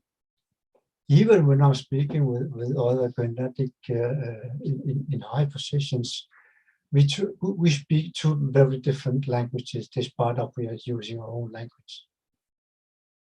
as many other people who have been listening to, I left. Me too. I left my positions at the Home Rule government because I have to say I had it with politics. No, it's not so much that, but because I have this feeling of we are speaking two quite different languages. Today I find it more giving and more useful with what I'm doing in trying to make groups in society know what sustainability is. Also with our own culture and with the new stuff, we are very efficient of fishing. We have a very efficient trawler fleet. We have also small fishermen hunters. Those are the ones I'm working mostly with. But I do have a very quick growing feeling of that, yeah, it is going to be all right, because now I know what to do. I know what you are saying with the being a circle or being in a group who do understand that being in a circle, it's very powerful. I think it has always been here in here somewhere, but I just haven't known, I haven't found the key to open the door and say, look guys, why don't you join me, or let me join you in your effort to make a balance. So thank you very much for what you are telling us. So thank you. That's it. I am so happy for you. So were you saying that by sharing your story that you feel lighter? A little bit? No, just not a little bit, much more than I have ever felt. It is as if it is okay to be me, right? It is okay to have been through what I've been through. I can put my story, my upbringing, my difficulties in the young age. It was relatively easy to go through at the university, but all the other stuff with my background, with all the defense, etc., my wife died and I crashed with a paraglider. I survived. That still haunts me. Why did I survive? Why did all the other guys die? I'm not saying that I know the answer, but I'm feeling, okay, I am on the right path. It's a mix of the new thing, me being my master's degree, everything what I've been doing, but also people I have met, like Larry, like Phil Lønge, my late mentor. Unfortunately, he died years ago. And being in a group like this, I mean, it's not only very powerful, but it's very giving, because it makes me feel like it is okay the way I am. It is okay to talk. Don't be afraid anymore. There's no reason to be afraid. It's very good to feel that I can open. It's very good to feel that I sometimes I'm nervous to talk, to be honest, to say honestly, this is what I feel. I don't have to make it look like great. No, just talk and try to make, first of all, myself understand what I'm saying, but others, to make others understand what I say, and it is perfectly all right to be where I am. That's relatively new. It's only the couple of days that I've feel this of being more and more calm in to step up and just talk from your heart. Yeah. Thank you, all of you. It's a probably a beginning of a great journey. Oh, thank you. Oh my gosh, it's amazing. I'm so happy for you. Through my own life and healing, I have learned that the power of vulnerability is true, and it elevates you to this power of connection I never knew possible. And so thank you for that. That is such a gift. This makes me so happy. Okay. So I think it's time for a 10-minute break, and then we will bring in Dr. Elder Gina Perez to join us, and then we'll go into the next hour. Does that sound okay with you, Gina? We'll take a 10-minute break. Okay, so we'll reconvene at 11:10. So yeah, 10 minutes. That's perfect. Okay.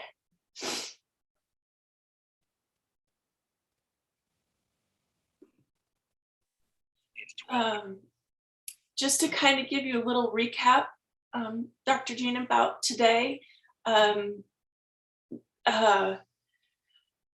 Let's see, oh my gosh, it's been very, very powerful this morning so far. Anita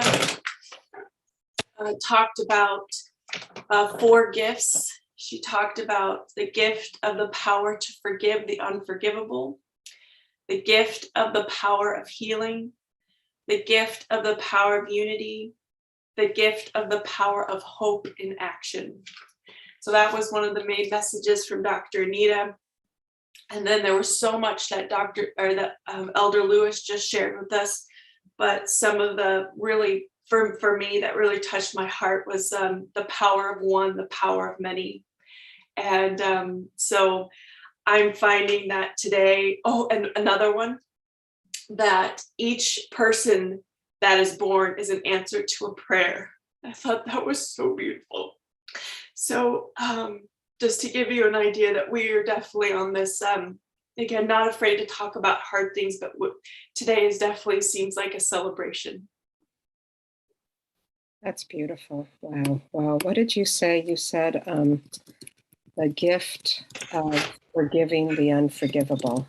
That was Dr. Anita. She said 4 gifts, and the gift of the power to forgive the unforgivable, gift of the power of healing, gift of the power of spirit, and gift of the power of hope. That's wonderful. And then Lewis, you said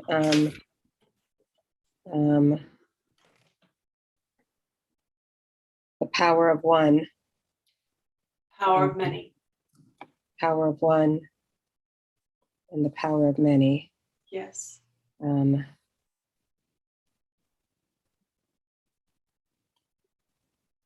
Okay. And each person that is born is an answer to a prayer. Woo! Wow. Wow. And Soren, I got to listen to the very end bit for him. It sounded like at least that end bit was the power of sharing our story. Yeah, I don't want to put words in his mouth, but to me, that's how I interpreted it, was that like he let himself be vulnerable, and that, you know, you don't always have to put on this armor that you're so, I don't know, brave and all those things all the time. And anyways, again, I don't want to put words in his mouth, but I think he felt free to be vulnerable. Okay. And that was liberating for him, I think. All right. So I think the way this was explained to me was that there were questions and that we would kind of be working around questions. Is that how the morning has been so far?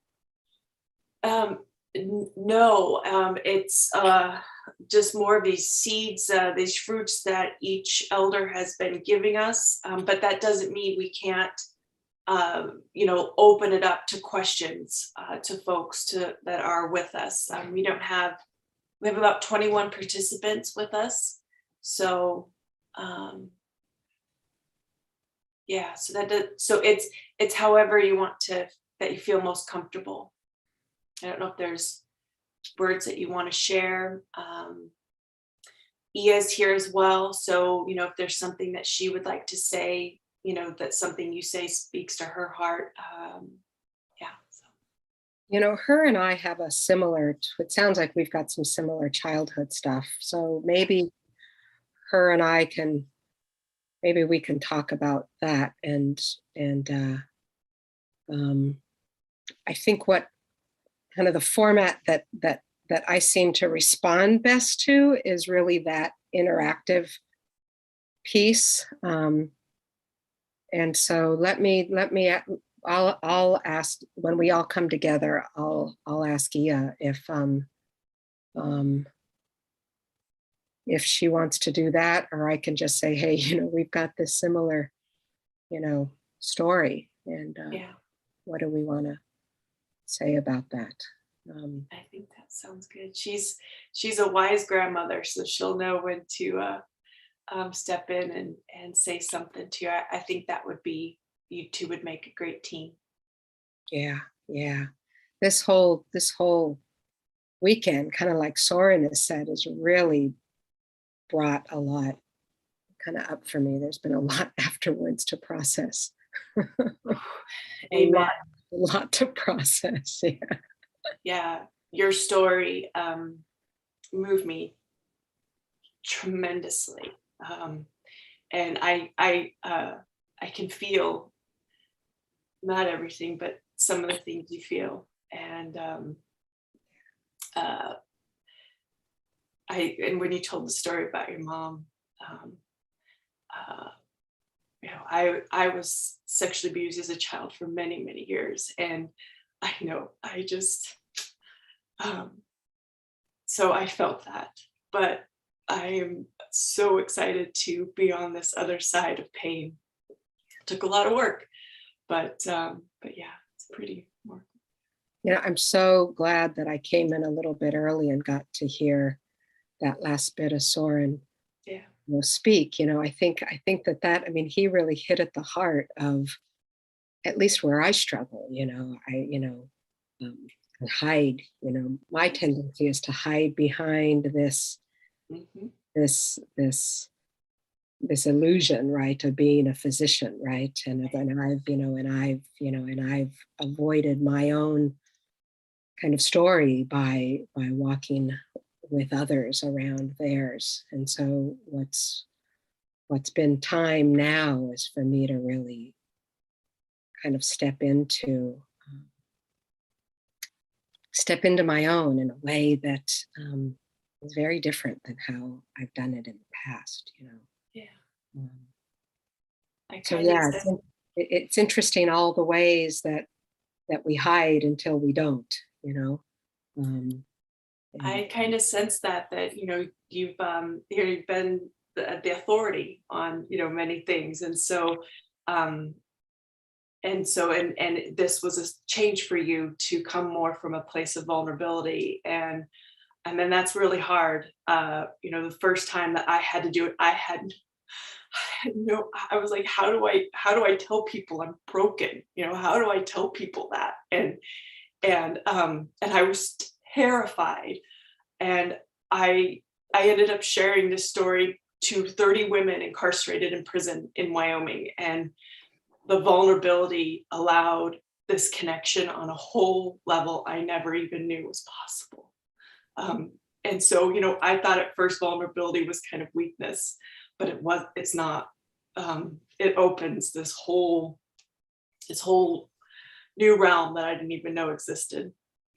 Yeah. And it's interesting, it's almost as if I don't have a corpus kind of callosum, that part of our brain that connects the two sides. And so the part that I know and that I give to others is that, there's strength in vulnerability, right? And yet this part over here is like, what in the world am I doing? Like, I don't understand. And so it has to be a very conscious kind of process to, it's like the right hand doesn't know what the left hand has been doing for the last kind of 10 years. And it's been beautiful. I've got some really wonderful ex-patients that are now colleagues and friends. And it's lovely to be able to kind of flip that and say, okay, tell me what I used to tell you.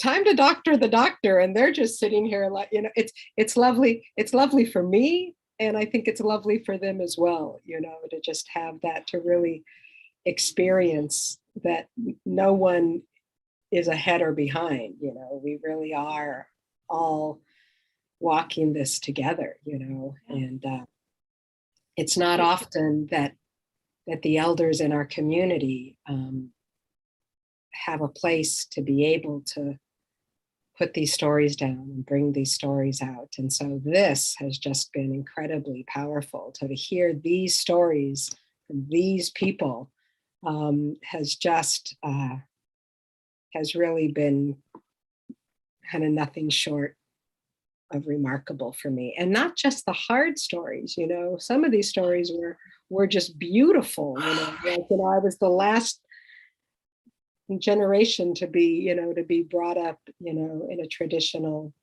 way, you know, and Arnak kind of talking about, you know, her, what, you know,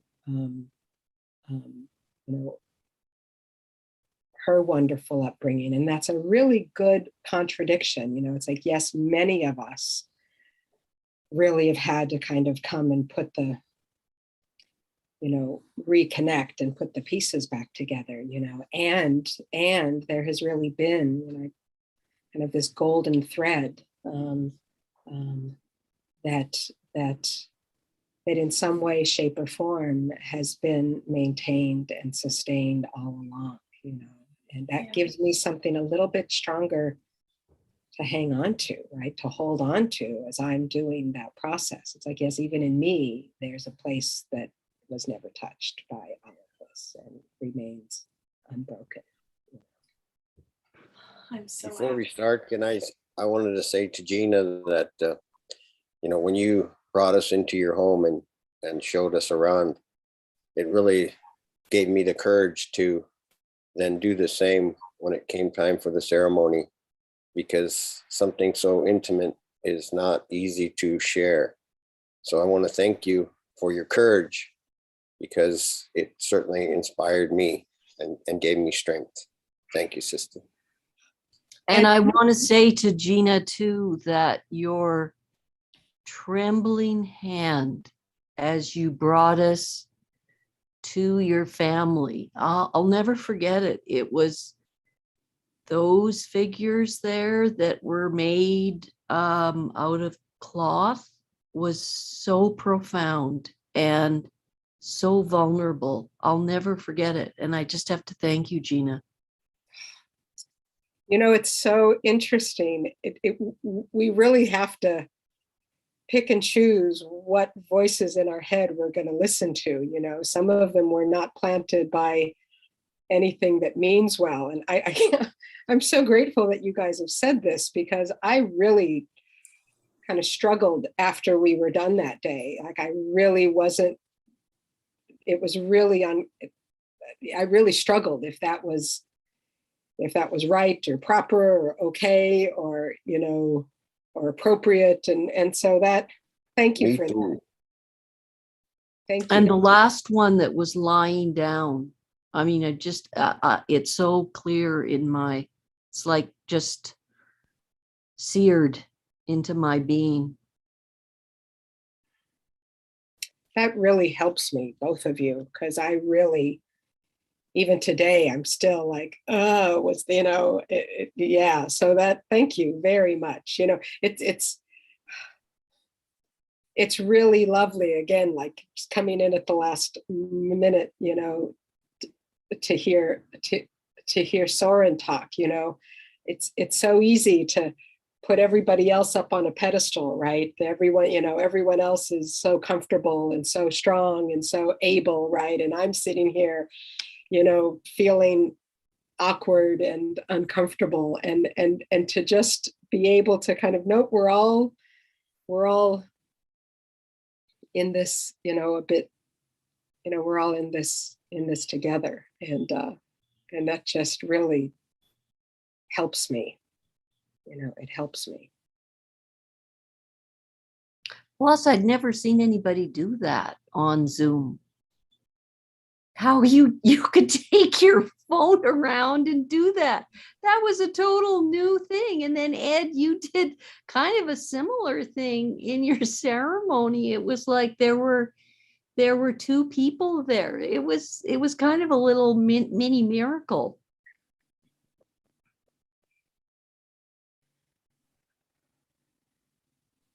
This whole thing that we're doing is really a huge contradiction for me. You know, I say with my mind that we have to open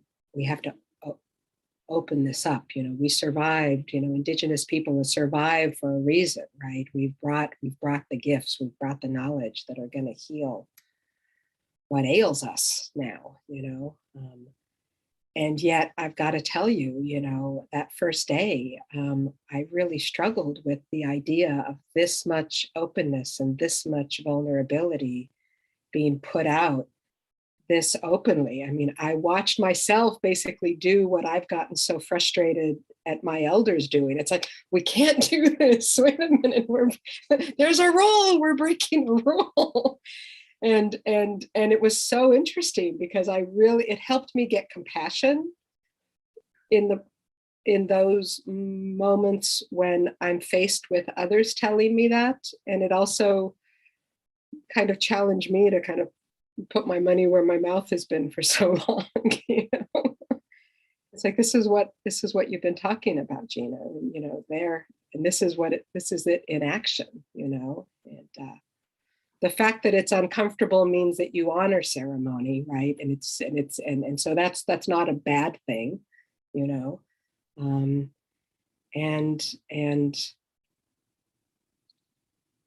you know, and then we go into prayer and we see, you know, what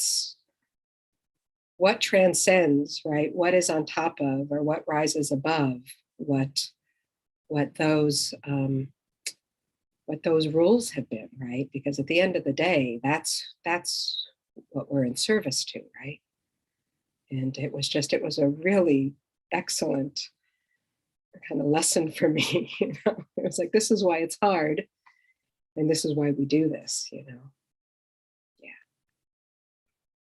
it was good. Oh, you guys make my tummy all jumbly. It's such a privilege to be here. I really feel very honored. Yeah, makes me so happy. Alarian, so before we're kind of running a little bit behind, but I wanted to ask if you and Kelly can moderate the next 2 hours, so I can have a little bit of a break and then go, you know, till the rest of the day. So if you're comfortable, because Mila was supposed to, but she's not here. That's fine. Okay. I mean, I'll be here, but I'll just let you two moderate this 2 hours, and then yeah, and then I can come back and take over.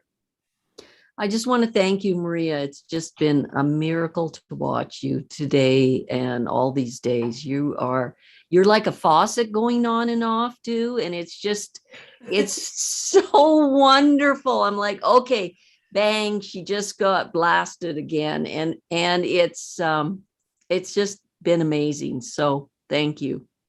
Thank you. I appreciate those words very much. All right, Alarian, I'll turn it over to you, and let's just be mindful of giving people a 10-minute break before we go into the next hour.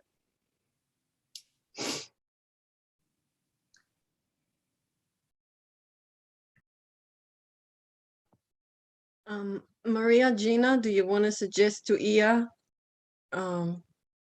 Gina, do you want to suggest the idea that came up between Maria and you? I think Ia was away. Sure. Hi, Ia.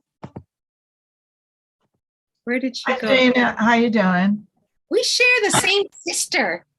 I know. I'm so grateful to see you, and I can't wait to hear. I was hearing part of the story about what you showed. Is that something we have recorded? Because I would love, I don't know that I know the whole story, but it's like I was hearing pieces of your story. So anyway, good to see you. So anyway, tell me what I missed. Yeah, no, we did not record that, but I'm happy to share that with you at another time. One of the things that came up is this idea of maybe opening, either seeing if anyone has any questions with the participants who are here now, And, you know, another idea is my sense is that you and I have some similarities in our early childhood experiences, and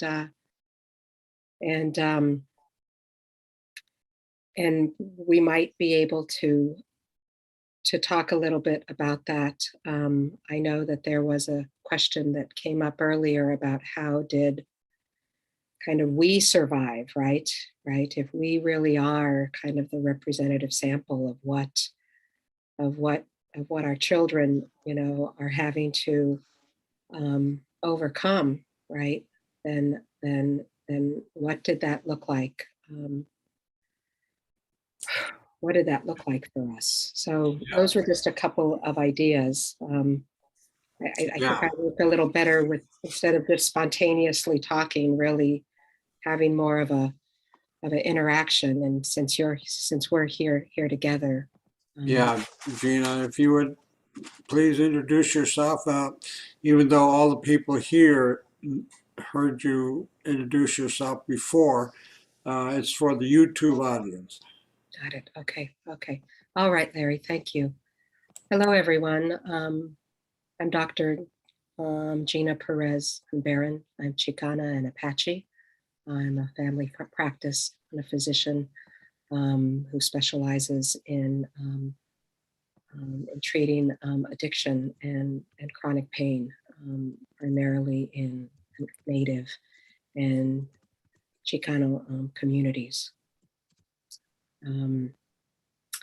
I like to share my background as being a descendant of the doctrine of discovery and the cultural genocide that took place in North America.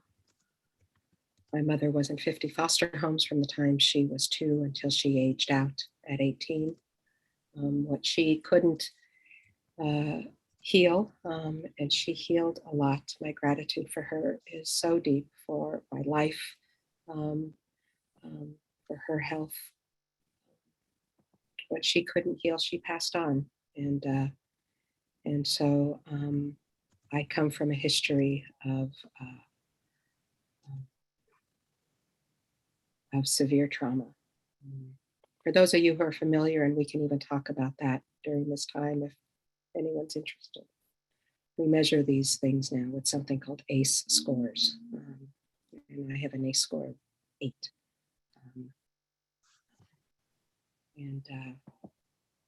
And my life has really been a process of taking those experiences and making them have purpose, giving them kind of meaning by helping others. That helping others has also been my own addiction. I tell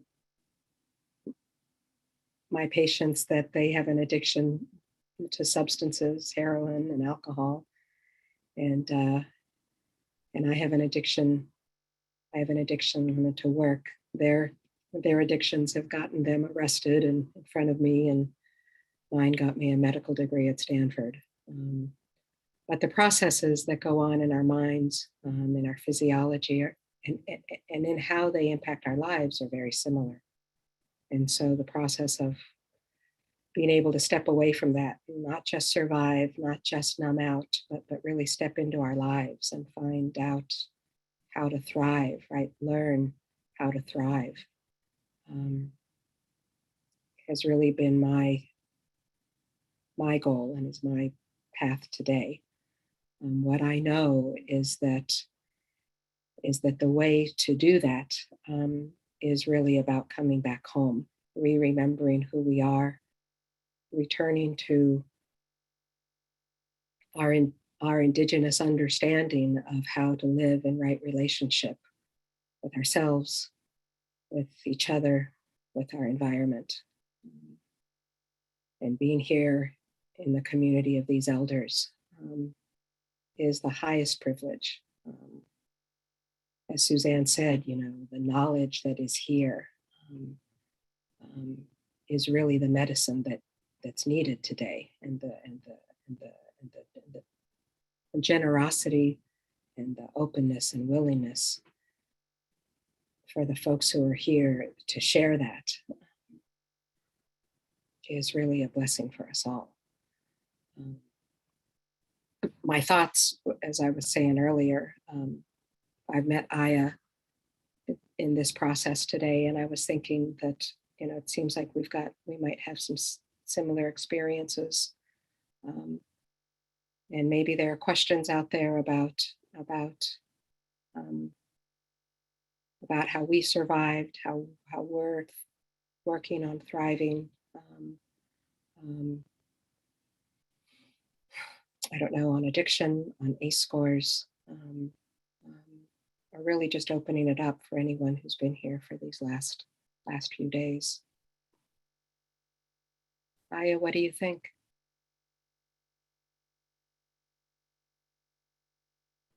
I think it's a great conversation because most time we don't get asked that question. How did you survive? How did you get here? So I think it's a great conversation. Thank you.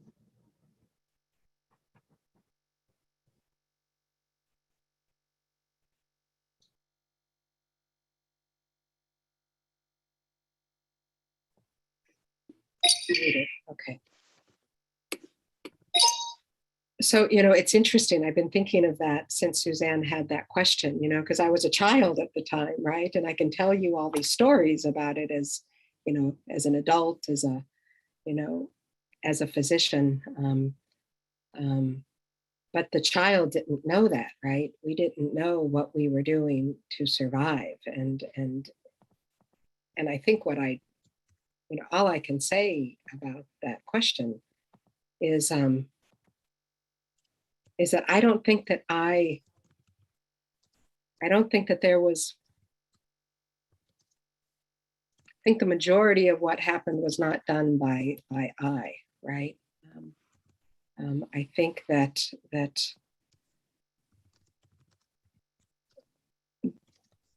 there was a significant amount of grace and of spirit. And now as an adult, I know that I was not, you know, I was not alone. You know, what I had, the one thing that I had to do as a child was to look for the helpers and to look for the hope. And I also had to have something that I was good at. And I think that that's where we have a role as adults, as the village, right? As the community is really identifying for our children some strength, you know, the tiniest strength, and highlighting that and cultivating it, you know. I was a reader. I would get lost. I had to escape, right? And if we look at our addictions, it's all about escape, right? We're trying to numb out. We're trying to survive the unsurvivable. And finding something that can do that without kind of destroying us.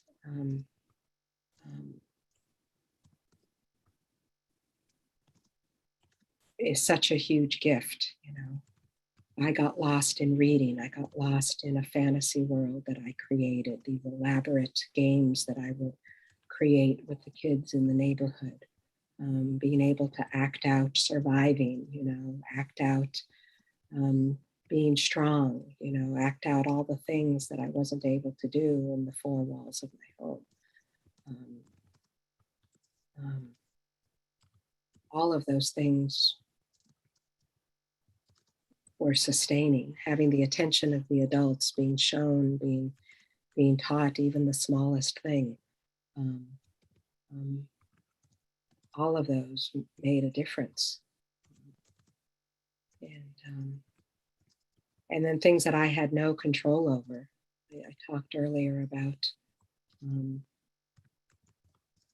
this place I would go, and Larry, it reminded me of your sharing, you know, when you had pneumonia, right? and how you went to this place. And that place for you was you knew in the moment it was a good place.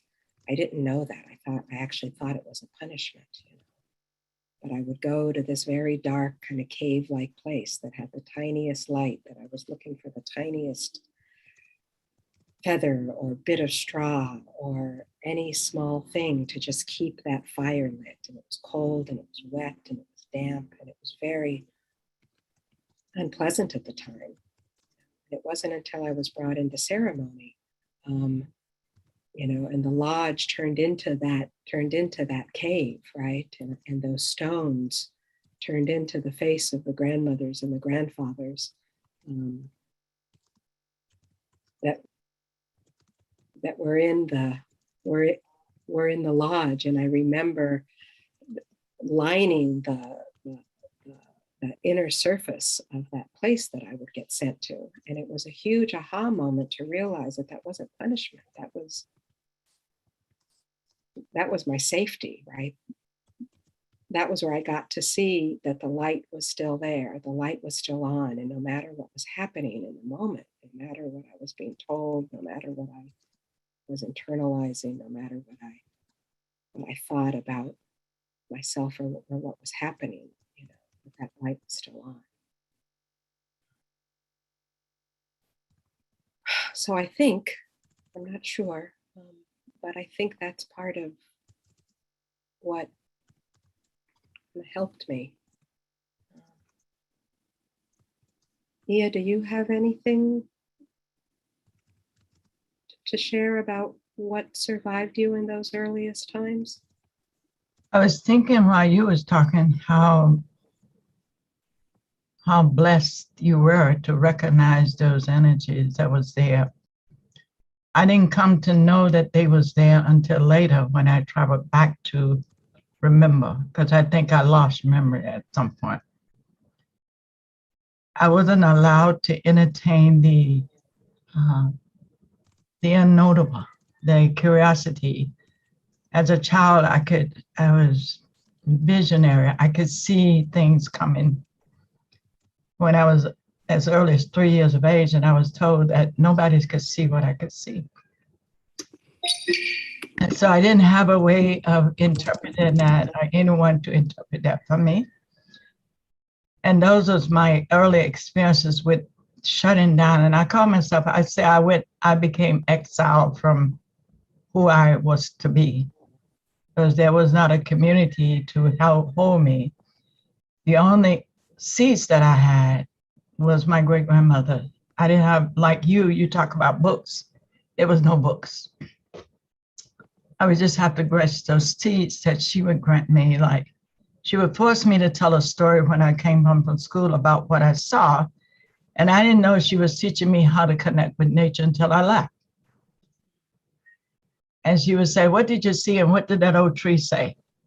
Or what did that turtle say? Or what would this say? And she'd make up a story and leave you. And then she would tell you a story like, remember that your roots growing deep through those old trees. And like, what did that mean? It's just story making, right? And the way I got back to Africa, my great grandmother told stories about the great schools of Timbuktu. And I'm like, okay, I didn't know books. We don't have no pictures to show that. But they were like the seeds that would take me through life to sort of come home.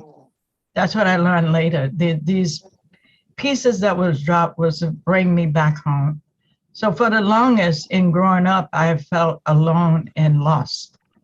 And the only helpers I had was my big old oak tree that I would go sit by and have a conversation with it.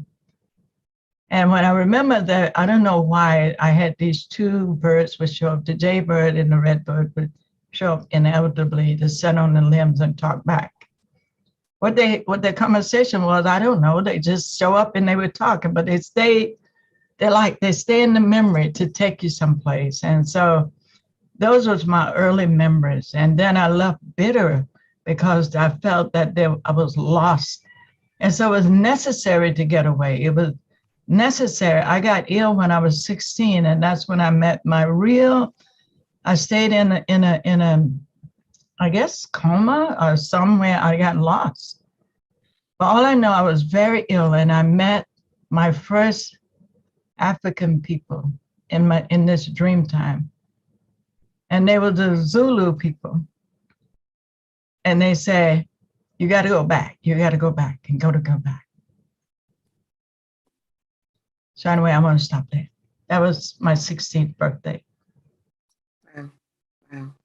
You know, you highlight something that I think is so critical, you know, is that we don't know what's sustaining us. You know, we don't know in the moment, you know, that there is a part of us that is well. There is a part of us that is surviving. There is a part of us that is whole, right? And it, like you said, it's only in the looking back, right, that it's like, oh wow, that was part of my that was part of me taking care of myself, right? I wasn't as broken as I thought I was, you know. And there's something about realizing that feeds hope, right? In the moment, right? And that hope kind of builds on itself. But I think it really is, I think the beginning of my own journey home was starting to see that not everything in me was horrible, you know, because that was the message I received, you know. And that warrior on my altar, you know, the one who causes havoc today, right? When he comes up today, it's like, oh my God, you know, how to, you know, what does a combat vet look when they've come back to peacetime and haven't put their weapons down, you know? So I've spent so much time really, really trying to almost drown that part of me, you know, and just like that part is the part that's still broken, right? And it's only, I mean, it's very, very kind of recent to say, no, that's the part of you that protested against this idea that you were not human, right? That you know, did not deserve to be alive. You know, that's the part that stood up against this, and really against our soul tells us that we can't go against those who are supposed to be the ones who were put here to love us and to nurture us. And when those individuals are so broken kind of themselves, that the best gift they can give you is your life. It almost feels like an act of matricide to go against that and say, you're wrong, right? You're wrong. And I have to cut off my total and complete faith and belief and attachment to you, so that I can know what it feels like to live, right? And that's what that warrior did, you know. And so that warrior saved my life, you know. And what I'm learning today is that, you know, I have to honor her, you know, and in honoring her, then she kind of is okay with taking a rest, you know, and I kind of tell her, you know, I got this now, right? That was then, this is now, you know, the war is over, you know, I know you're at the ready, and if I need you, I'll call you, you know, but really honoring that part that was kind of rebellious enough to stand for my life, you know.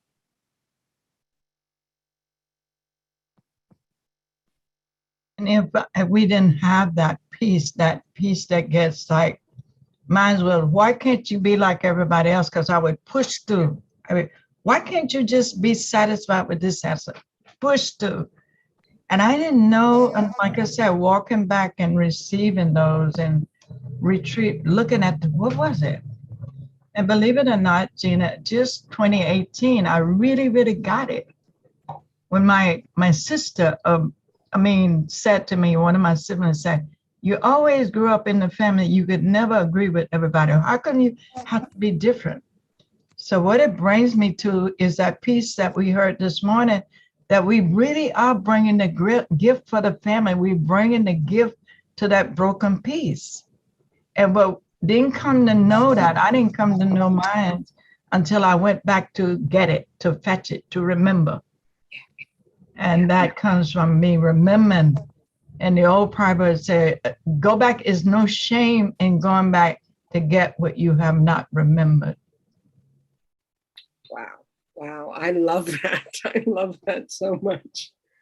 You know, I have someone here talked earlier about remembering being called by Creator, right, at that moment of birth, right, of being given this gift of life. And I have a very, very kind of distinct kind of memory. And it's very almost cartoonish in the way that my child mind kind of put it, you know, these fat cherub kids, you know, in line on a cloud, getting ready to get down to earth, right? And the grandfather, right, long beard, right? And I distinctly remember, like, oh, Gina, you're here, right? And taking me aside and saying, you know, I have an opportunity for you, right? I have, you know, with your consent, you know, and telling me about a woman down below who was struggling, right? Who was struggling and who just needed a little bit of attention, a little bit of help, a little bit of, and telling me about my mother, right? And telling me about, and would I be willing, you know, is this something? And it was completely no strings attached, complete kind of free will in being able to choose if I wanted to come down and be that helper. And when I came down, right, it wasn't until going into Lodge that I realized that I got the instruction wrong. You know, what I thought I had been told is that I had to martyr myself, right? That I had to sacrifice my life in order to save her life. And that was never kind of the message, right? That was never the message. And I've lived out that misinterpretation my entire life, right? The way that I've worked, the way that I've done the things that I've done have always been with no attention or import to my own life. And again, going into the Lodge and learning that, you know, if any life gets sacrificed, you're doing it wrong. And when you say that you're in service to life, if you're not on that plate as well, then you're not in alignment with what Creator is wanting you to do, you know? And it's exactly what we're doing wrong in this larger world, you know? Oh, we're going to help these, you know, help this community, but sacrifice the trees. We're going to build this, you know, and empower this, but sacrifice kind of the water. It's like, no, nobody gets sacrificed, you know, and if anything is getting sacrificed, then you're not in alignment with what Creator is wanting you to do. And I've been doing this whole time, thinking that I was in alignment, you know, and what I was in was ego. What I was in was ego. And it took losing my program, you know, because I wouldn't have gotten off that track any other way. And if I would have stayed on that track, I know today I would have had a heart attack. That was not a sustainable way, you know, and in some ways there was a bit of I don't want to judge myself too harshly, but a bit of a hypocrisy, you know, and losing that really humbled me. And it really sent me back kind of to square one. And I feel like I'm having to learn how to walk again with all of those, that piece that was so successful and so effective, but how do I learn how to bring myself along as well? You know, how do I learn how to do this in a way that is sustainable for all of life? You know, nobody gets sacrificed. And I'm finding that maybe I can't do it in this construct called our healthcare system. And I'm an excellent physician, but I'm a terrible employee, you know, and when I open kind of my eyes, you know, I can't co-sign. It's been wonderful. I think Soren said it, you know, and it's just like, it feels so comforting. It's like, okay, you know, I'm not giving up. I'm not, you know, I'm just realizing, I'm just having to find, like, where can I bring this that I have to give in a way that it will be sustained, you know, and it may not look like I was told it would look. It may not look like my education told me that it would be, you know. And am I willing to trust and to step off of that walk of security, right? And to just trust that Creator has a plan for me. Because He wouldn't have given me what I have if He didn't. He wouldn't have brought me this far along to then let me fall.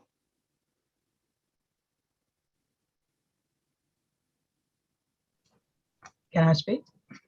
Yeah, please. And what it feels like to me is that the contrast would be the willingness to break some rules. And when you tell your story, I feel like I was willing to break the rules. I wasn't willing to walk the design path that had been laid out by modernity. And that's the way I name it. And my growing up in the place that I grew up allowed me to be that bold, because I didn't know those rules. I came into those rules and I felt that they was always offensive. When I met them, they made me small. And I couldn't understand why, although I strive for the higher level of education and knowledge in the institution, but why do I feel so small in this world? And so my thing to be the rebel, to be the revolutionary, was to be willing to break the rules, to break through and transform and come to another side of it. And so when I hear you coming up on one side and me coming up on that radical change, that willingness to break through and take that feel, what's wrong with you? Why can't you agree? Now I'm not willing to settle for that. There's something else something else calling me out there. And I still feel that as we walk through this elder path, is still, I dare you to walk in that sacred way, to remember how to bring that back in. I dare you. I feel that a lot in my community today. I dare you to help us to remember. I dare you. And so it's that willingness. I think I carry that warrior spirit from that sense in terms of what part of me comes in. Because I am a warrior energy and a water energy. So I carry both polarities of the water and the fire, both together. So it helps me in that way. So thank you for that contrast, giving us that contrast. Yeah, I'm pure fire. And I went back to school because I was living in San Francisco, and it was during the time of sanctuary, and we were picketing the Fed building, you know, and doing all of these kind of protests, right? FMLN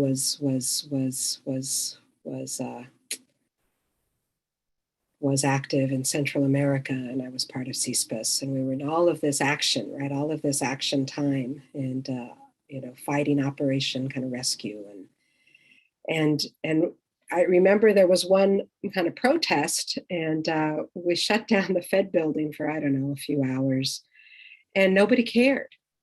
right? You just had a lot of upset fed workers. And I was just like, I've got to get inside. I remember thinking very clear, like, I've got to get in there, right? That's where I have to, that's where change is going to happen. And that's when I went back to school. And I fought everything. And my second year, I would go to Harbin Hot Springs and go in the water, and they were my doctors. They would kind of put me back together, you know. And one of them I remember said, you know, if you fight this every step of the way, you're going to break. You know, you have to allow yourself to be modeled in this a bit, you know. And she's like, just don't forget who you are and pick it up at the end, you know, but don't be so kind of rigid, because you're not going to get where you want to, you know. And all through med school, you know, I was constantly, you know, fighting the administration and doing this, even as I was trying to be bendable, you know. And it's been that way through my career, you know. And I think that there was always a part of me that was like, you know, you're going to see the medicine that I'm bringing. You're going to see the people responding. You're going to see, you know, and that's going to make it okay, you know. And you know, I even learned like all the operational side of it. And I remember there was a Navajo. This is a good story. There was a Navajo. There was a Dene woman the first year I practiced in Grants, New Mexico. I think she had to be 130. And she came in, she was completely bent over in all of her beautiful dress, right? Her great grandkids would bring her in. And I was such a rookie. I think did everything wrong, but she had back pain, probably from really severe osteoporosis. And I gave her some Tylenol with codeine, right? And it was back in the day when pain was the fifth kind of vital sign, right? And we were doing it wrong. And she came back and I asked her, I said, what happened with your back pain? What happened with that? And her answer I've carried since that day, you know. And she pulls out this pouch, right? From, you know, the depths of her dress, right? And there's a pouch and she puts her finger in and it's snuff. It's her snuff mixed with my codeine that she's crushed. And she puts her finger in and she does. And she tells her granddaughter, and her granddaughter tells me, a little of your medicine, a little of my medicine. And that was such a powerful kind of message. And I think I really held that in my heart of hearts, you know, that's how this could be, right? And I could learn the operational piece. I could learn this whole kind of capitalism commodity piece. And I could bring that with this healing piece. And I don't know that I hold that so much now. Even going in a place where traditional Indian kind of medicine, you know, is honored and was practiced. And I was side by side on the medical floor, being able to treat Indigenous people with the medicine people there in the room with me, right? And being able to be this Western trained person who honored and respected and bowed to the strength and the wisdom of the power of what we know to be true, right?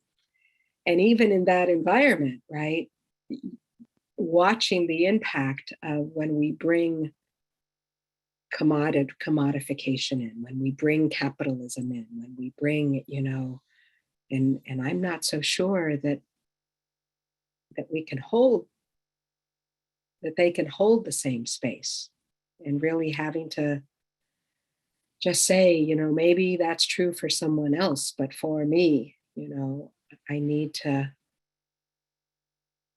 step off of that, you know.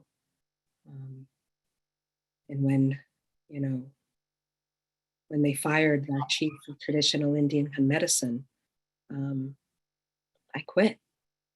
You know, I couldn't do it. And so now, you know, again, I'm looking at Soren and saying, I'm trusting what you did, because that's, you know, now stepping up and saying, okay, Creator, you got me here. Everything I have is yours. Everything I am is yours. So if that's not where I fit, and if that's not where I belong, then you show me, you know. And so just like trusting your footsteps, you know, that and everyone here, right, seeing what Larry has done, and just, okay, you know, I feel like I'm in good company. I feel like, if I may speak, I feel like she gave you the answer. The woman with the pouch gave you the answer. Yeah. Because one of the things I learned is that you came to learn the lesson of the medicine. You learned two ways of the two-headed, you learned the two medicines. So now how do I bring the two medicines? If you don't have your indigenous piece, it gives you that opportunity to go back and, okay, you bring the two medicines. And I heard you say, I lost your business. And sometimes we didn't lose, we gained. And sometimes the ancestors, what I learned, that they have a way to sit us down if we're not listening. And I give you a story. I think it's a good story. Because I tried to avoid my medicine. I tried to go, I'm a chef. I picked up chef doing cooking, and I love it. I love creating food. And the first shaman that gave me a reading was when I was walking. I was thinking I was taking this time to walk out on my own path, and I'm going to do my own piece. But I'm going to open this vegetarian restaurant first and do these creative foods. And he going like, that's not what the ancestors asked you to do, but you go right ahead. Go ahead. So it took me, I got diagnosed with cancer. I was trying to race and get back in the race. And just 2014, I'm racing. I know I'm supposed to get back in the race, but okay, I got to go put this in place, but I'm coming later. I got to go put that in place, and I'll be there. And I know I was getting sick, but I kept telling the answer, I'll be there. So then in 2014, I went to the emergency room. I couldn't go to the bathroom one way, but top or bottom. They admitted me right away. And so the first thing I said, I had my talisman with me. I walked with the talisman. I already got my talisman. I'm walking with it. And I'm like, ancestor, I said, this better be damn good. You better have some good lesson here. So they come in and tell me I got to have emergency surgery. I'm like, no. It was really like, no, because I wouldn't stop. I kept telling them I was going to come, and they said, no, shut you down totally. So anyway, I go into the surgical room, and this is the part of the story. This woman, I don't know where she come from. All I know, she was a New Zealand nurse or someone. She was not even from the nursing staff, I later learned. I had left my talisman on the table in the room, right? She comes in and she takes the talisman and she put it right down in the bed beside me and said, I think you want to travel with this into the surgical room.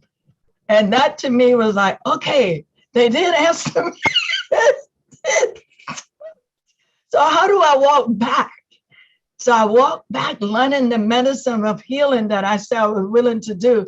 Are you gonna get chemotherapy? No, I don't need no chemotherapy. I got this. So that discipline of walking back in the honor and say, okay, I got it now. So it was the same year that I called for the council of elders in the community. It was just, yeah, amazing. So, obedience. That's what I learned, to be obedient. So thank you for that example. I love you saying that, Pat, so you're going to love this. So I'm in the lodge after, I mean, everything has crashed. I'm treating people for free out of a van, right? Just to keep my patients with their kind of medicines at this point. We're meeting wherever we can, community kind of theater space, the back room of a restaurant, just it was really a time. But we go into the lodge and I'm in there, you know, give me back my program. And Pat is like, we usually ask. We usually ask. We don't usually demand. And she said it gently, but so firmly. I didn't even realize what I was doing, but it was exactly that, you know, that just so much ego, that, and yeah, and the obedience piece. You're reminding me. I mean, there's things today that even today that I'm struggling with. And now you're saying, it's like when I'm sitting here going, oh yeah, obedience. Okay, that's what I'm not doing, right? That's what I need to do. She did. She was like, we don't usually demand in this space. Oh, my goodness. I have a question for you. I still can't get out of my head. Like I should be further along than I am right now, you know? Like why is it still, you're muted, by the way, but why is it still this hard? Like shouldn't I know more? Shouldn't I be more? Shouldn't I have, like, what? I thought that I'd be further along at this point than I am. I'm such a toddler, I feel. The first thing, you need to stop shitting on yourself.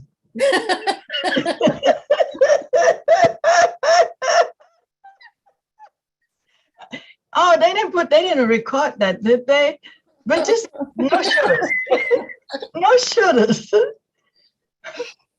I learned long ago, I don't like shouldas. When people say you should, I'll be like, no should. Can you change that and give me something else? No shouldas. The other thing, gratitude have you think the one that girl, that one that walked with you. When I went back to thank her for helping me to get here and told her that I was adult enough to take on this walk. I have grown enough, I'm wise enough. I'm so grateful that you walked with me till I got here. And now I think I'm ready to take the walk and walk forward in these new shoes, my adult shoes. I think the Native people call it my moccasins. I'm ready to walk in my moccasin. The next thing is to learn how to, what I learned is breathing to me is the only thing I am is my breath. I don't have anything else. Everything else that came in between is what I created and what I attached to. I'm an expression of all those pieces. I'm an expression of this medical journey that I've taken, these skills that I've taken on. I am an expression of, I'm not attached to being the doctor, the MD, but I'm an expression of the medicine. I'm an expression of all the things that I've taken on. And so once I learned how to shed that body of attachment, I found that I got lighter and I was willing to be more humble. And that my body would heal quicker if I could, the thing that was making me ill, because my body taught me how to be humble. The things that we call our illnesses taught me that they wasn't just illness, they was part of the trauma, that thing that needed to heal. And so I had to just like breathe into that. And I still do it even today when I forget. When I forget and start stressing over those things that you put the S on, I say, I breathe in. And I may have to sit there a few days before anything shows up that I can be creative with, but it's okay. Because I'm learning how to do ceremony for myself first and sacred work for me and embodying that sacred work for me. So then it teaches me, it prepares me to be this person of expression. And that's what has helped me and continues to help me. As long as I can remember, I am this and everything else I added on. And it goes in and out like the water flows. Ocean goes in and out. In and out. And sometimes it gets stormy because of other reasons. But we learn so much about ourselves that we so much like nature's always teaching us how to be in good relationship with here. So anyway, I don't know if that helps you. So that's what I do.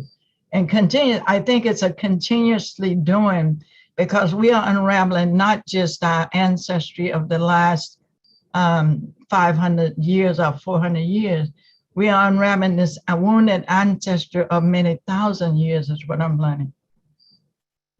So anyway.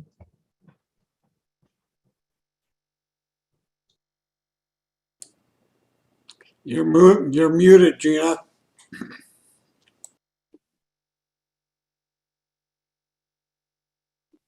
Is that better? Okay. Yep. You're reminding me, yeah, because I do get frustrated. And what frustrates me, I think, kind of the most is that, especially now at this time in my life, I'm finding that I have to spend so much time going back to some of those earliest kind of memories. And what you just brought up in me right now is that those earliest kind of memories aren't stored in my mind. They're not stored in our minds, they're stored in our bodies, you know? So it makes sense that there's a portion of healing that we can get to and can access because it's in our memory, right? But we have to get to a certain point before we're even prepared and before our bodies prepared to allow us access to some of those kind of earliest things that need to be healed, you know. And here I get frustrated. I'm like, oh my God, are we there again? Right? Really? Are we there again? And it's like, no, it's like, this is the place where the work is, right? And it's finally, you're finally strong enough. You know, you finally have the tools, you finally have the community, right? The wisdom that you're able to now reach back that far and go to those memories, and not just my personal kind of memories, but go back to those blood memories, go back to embodying and allowing yourself to actually feel, you know, to feel the Trail of Tears, to feel the boarding schools, to feel, you know, to feel the enslavement, right? Because it's in our DNA, right? We hold those in our epigenetic changes, right? They get passed on from our ancestors, right? We know that. Science has caught up with what Indigenous people have known forever, right? And in terms of how that happens, you know. And so that what we learned kind of yesterday of be stepping in, you have to step into that experience in order to kind of receive kind of the gifts and the medicine that has to bring us. Yeah. Okay, well, I'm sure I share the sympathies or feelings of the elders here when I say that we could listen to you two interact with each other for hours. It's just been great. And Nia, your sense of humor, that's really good. The elders teach younger elders, and we nourish each other, and vulnerability is, we remind each other, but vulnerability is a strength. So thank you very much for this interaction. We'll take a 10-minute break, and then Liam is here, Deanna, and so after we reopen, we'll go to Deanna. Okay? Thank you, everyone. Thank you, Gina. Thanks, Ia.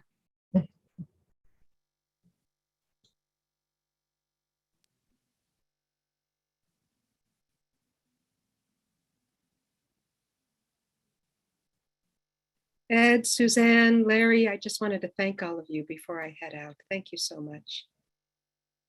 Been so lovely spending time with all of you. Thank you. Thank you. Thank So you, powerful. Gina. It's Everything. been amazing. I hope to see you all again. I love looking at your wall behind your head. I'll give you a tour one day. Thank you, Ed. Okay. Thank you, sister. Bless you. All right. Bye-bye. Yeah, I'll see you again. Yeah, I hope we see each other. Where do you live now? Seattle. Oh, that's where my daughter lived. Anyway, maybe we'll see each other. Who knows? Yep. Home is house, but I'm in Seattle now. All right. Bye, All everyone. right. Nice to talk to you, my dear. Thank you. Gina, can Yeah. you hear me? I'm Jenica Wayman in Victoria. Ia's gone. I'm really inspired by your exploration. Oh, there's Ia too. Ia, I had a natural foods restaurant and I had cancer too. I just love your stories. I'll talk to you later, Ia. I don't want to keep you. Hey. I'm focusing on Gina. Gina, I have an adopted daughter and she calls me Mumsy.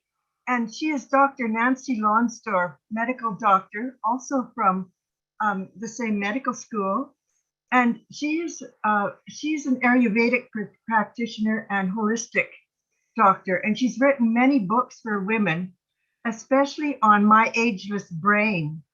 And I would love to introduce you to her. She's also a teacher of transcendental meditation. And she's on a very big grant project right now, but I think you share similar stories of both being medical doctors and breaking away that this is not enough. And I'm very involved with her. And I also want to tell you that my mother was the founder of the Canadian Health Food Association. And so I grew up, she was in bed for 6 years, studying herself. Nobody could help her except an old German herbalist. And then she helped my mother so much that my mother, she said to my mother, I'm going to die soon. I want you to take over. And my mother became the grand mentor of healing in Canada through her health food stores and through the knowledge that she had gained. And I discovered that one of her books was written in 1825 by a doctor who at that time was also fighting the pharmaceuticals in 1825. And he talks in his chapters, he talks about the power of mother love and the power of love between husband and wife as the basis of the healing power of God in 1825. And it's so touching. I want to allow you to leave this seminar, but I would love to keep in touch with you and introduce you to Dr. Nancy Lonsdorf. Yeah, tell me, Nancy, and what's her last name? Dr. Nancy Lonsdorf. And I could introduce you to her. We're very close. We work together. And she is the premier consultant for America for women for Maharishi Ayurveda. Do you know Ayurveda? I do, yes. Mm-hmm. So I think the two of you would enjoy meeting each other because your journeys are similar. I'm putting my email, I'm sending you a message with my email. That would be terrific. Yeah, and I will send it to her and also send you her link, although you could just Google her. And she especially is following the Dale Bredesen technique for, do you know about that? He wrote a book called The End of Alzheimer's.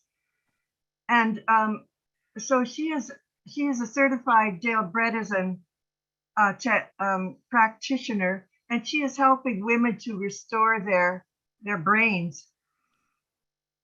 I also want to tell you, I'm approaching a very big age and I am writing biological papers, for instance, and I'm not a biologist.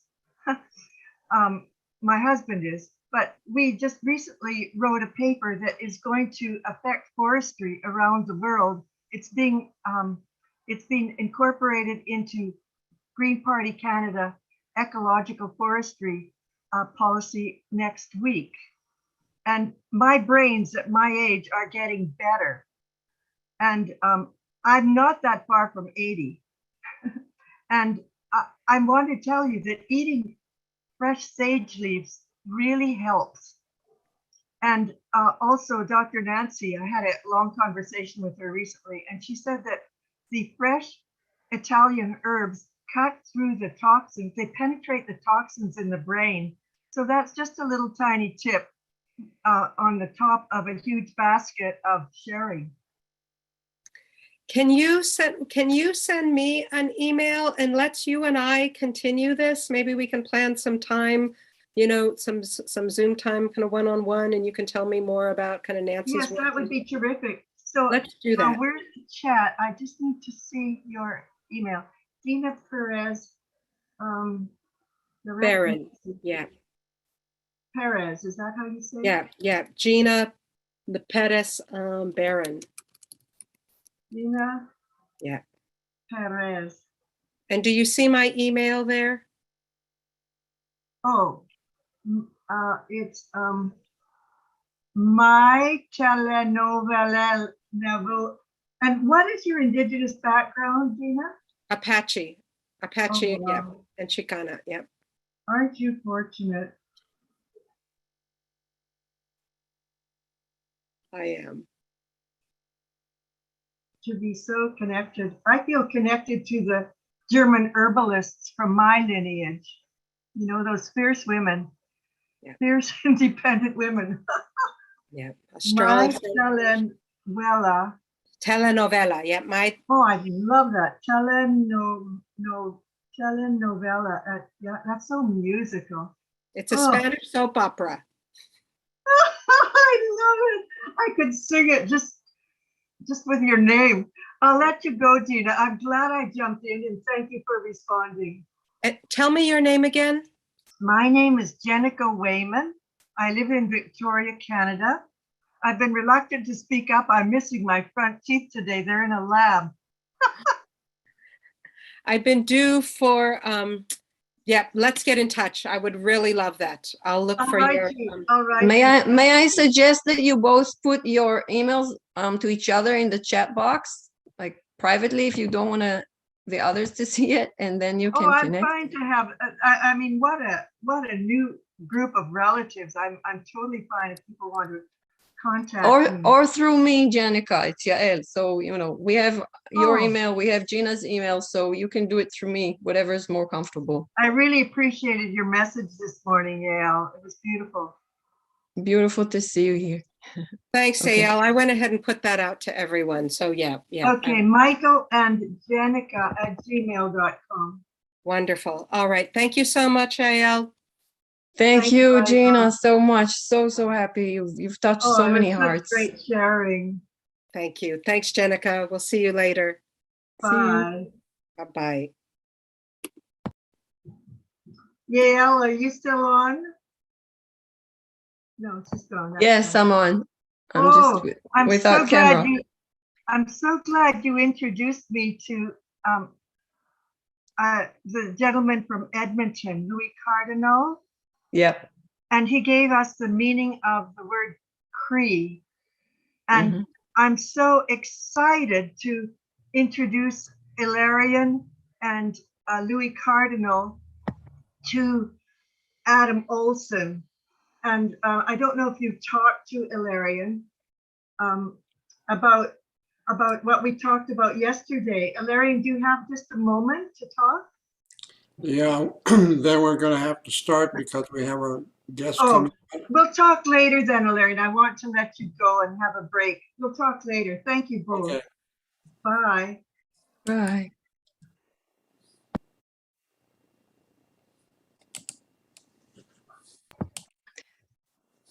Diana, just start your camera when you're ready, and then we'll know that you're ready. I'm ready. Where is the community? I'm on my own. Yeah, so people were taking a bio break and they're gradually coming back. So yes, everybody who's coming back, please start your camera so Diana knows that you are here. And Maria, are you going to take over the hosting? No, Kuya, I think I will. Okay, great. That's okay with you. That's okay.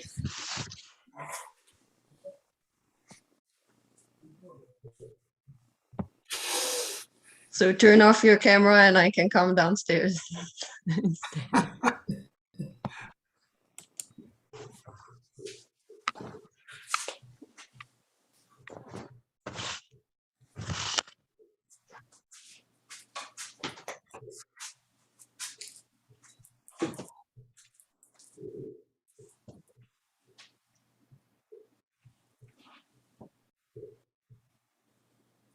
We'll wait for Yael to open officially, I guess, the sitting, the session.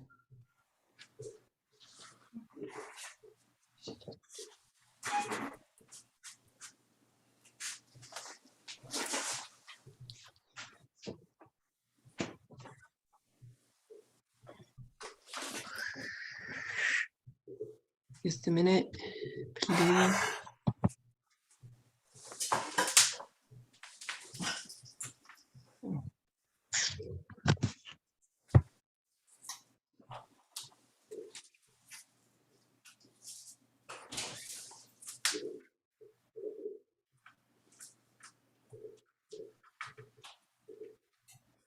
Yasmin, can you please make Kuya co-host?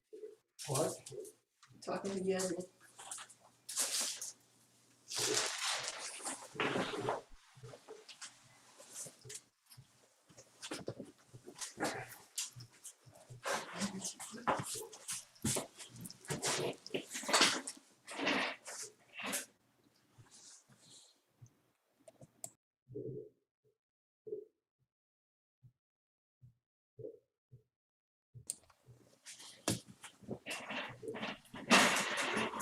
Can you stay by me?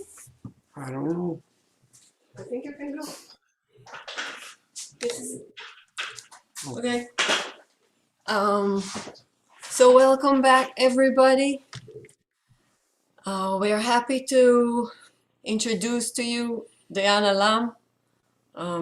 She's also, some of her roots are Israeli, so I can say shalom, Diana, ותודה שאת איתנו. Shalom besimcha. The majority of my roots, I would say. And Diana had a suggestion I found beautiful, and I'm asking you to bring your way of gathering seeds, please. So Yael and I just talked on the phone during this break and realized that we had different expectations. My expectation was not to hold the session, but to be part of a community weaving. So that's what I expected, and I would like to bring the expectation out to you, to weave some links to what came before and to gather seeds together the way each of us knows how to do. So one thing I want to link back to what Gina said when she spoke of, I came in the middle, so I don't have the whole conversation in the background, but she said, really back doing this, working on the same thing again. And what I heard is every season, really back, we're planting the same seeds again. We're gathering those fruits again. And I'm realizing when we plant seeds of watermelon, it's the same seeds every season, every year. Every spring, we plant the same seeds of fruits or vegetables or flowers, but it's a new harvest. And yes, it's the same watermelon, but each year the sweetness is different. So this came in this moment of hearing Gina asking that question, really? Are we grappling with the same thing again? So I wanted to offer that as a connection to what transpired before, and to invite us all to share the way we gather seeds. It's not, I didn't see today as being one person's offering, but as a interweaving of all of our offerings to create a mandala, which would be our seed together, our collective seed. So I'd like to open this, and yes, I will bring my seeds forward as we speak, but I'm inviting us to do that as a community. I would like to ask a question, or really just kind of a favor. And listening to everyone, I think what I personally would like to hear, I'm so happy to see some people here from Israel. I think we need to bring we need to bring the Hebrew people into our conversation more. And I also think that we need to expand even beyond that. And so I have another seed that later on I would like to plant for all of us that has just come to me from everything, from Lewis, from Soren, from everyone. And so I'll do that later. But so I would just ask maybe if you could talk to us, and especially Yael, what's it like to be, a young Hebrew these days? And how did you come to be where you are? I hope. Thank you, Ed. I was actually just going to invite you to say what you said about Diana's womb work that you witnessed, because Diana wasn't at the ceremony. She didn't hear you, and I thought that was precious. So that's my request to you, and then we can go to your request to us. Okay. When I was listening to your sessions, and as I was doing that, I was taking everything you people are, I guess I'm being conscious of these pronoun things, of what was being discussed there amongst the people, and putting all of those into the prayer ties for the next day for the ceremony. And, as you were taking all the people through that form of meditation and concentration that you were giving there, it brought me to my mind also that recently here there was a friend of ours who had lost her son, to suicide. And when she came and wanted to go into the Yanid to pray, she grabbed me, and because we'd known each other for such a long time, and I just felt the pain from her womb. I just felt her womb just hurting bad. And so that was a blessing to me to be able to hear that. And I've been seeing also a lot of the women around here, or just people gathering for ceremonies regarding that, just talking about that. And so it's bringing a new understanding to me, as this is everything that I'm hearing every time. It's just so expanding. And so I wanted to thank you for that, and for sharing that. And again, just to bring, I think, the Hebrew and this Israeli perspective into this conversation. And I guess I might as well plant the seed now, right?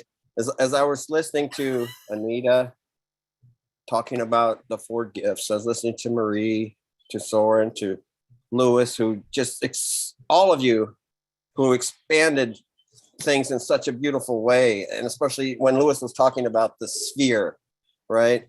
So expand that into the world and all the conversations we're having, our families, about our family. And then Gina and Ia talking about their traumas and surviving that. And as Gina was saying, when she was beginning to go towards who had traumatized her, she qualified it and said, they were so broken.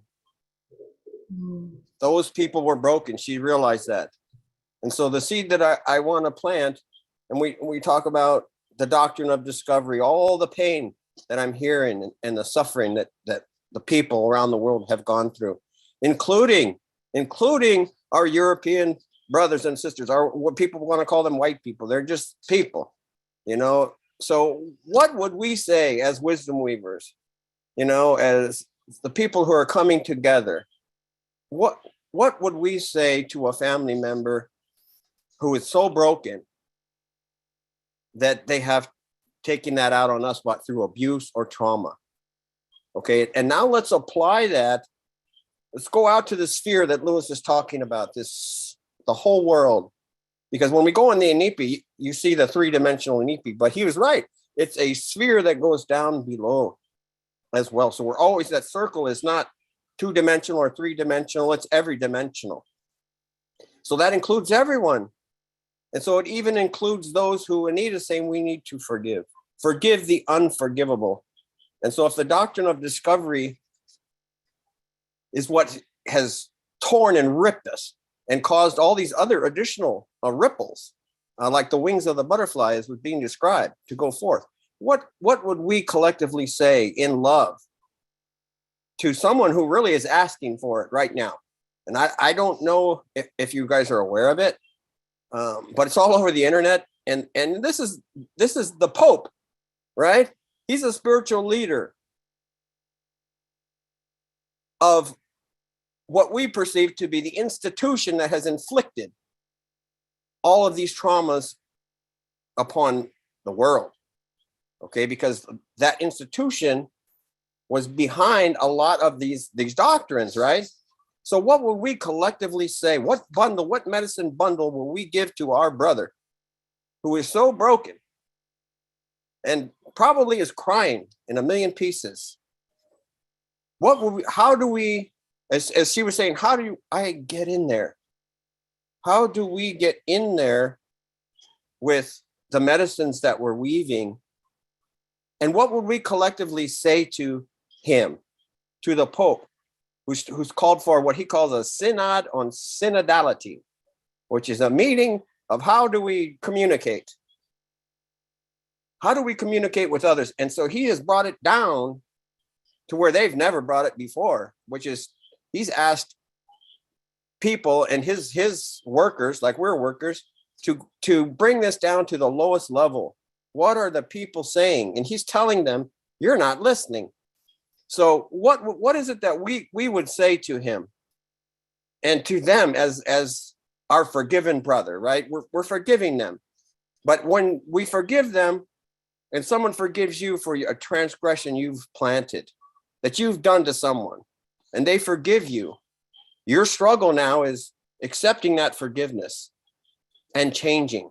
So how could we, as wisdom weavers, coming together with all of this energy, if we could collectively think and had the opportunity to speak to the institution and give them not criticism, not hate, not scorn, but everything we're talking about here, how do we extend that and get in there so that they can become part of the sacred hoop again, as they've lost that? And when I say they, you know, we don't know who they is other than, you know, the institution. It's not the Pope himself. It's not individuals. It's the collective result of the loss that people have gotten sick. And so that's what came to me in all of this is, in order to weave a new energy throughout the world, they cannot be excluded. How do we bring them in? How do we bring them in? That's a question and a seed I plant for all of us to think about. Thank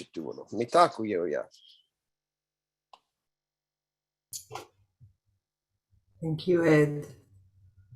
I want to respond to you from where you're asking now and from the question of Israel. So Israel and Palestine, the Jews and the Arabs, and where I found that it's possible to bring all of us in is when we sit together as women and we all share womb space together.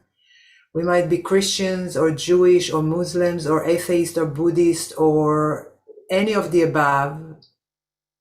We might have political beliefs and rift between us and ideologies and politics, but we all have a womb. And I'm talking now about women because that's where I'm sitting, but I'm going to talk about the heart, which is human, and the womb that is woman. That when we sit, women that were ready an hour ago to die for defending something against the other woman who is other, now sit in circle and share our blood stories, our womb stories, our rhythmical experiences. Everything melts away, all the differences, all the perceived differences, because they're all perceived differences. All of those melt away and dissolve and disappear, because in the end, we're just a rhythm that we share together. And the womb is a rhythm of the moon, and our heart is the rhythm of the heartbeat of the earth. And when we share that, well, I'm speaking now back to the question of how do we bring them together? We bring ourselves together to where we are beating as one, or where we are cycling as one. And below that, there is only connection. Above it are all the differences. But these are the roots. That's where I come from.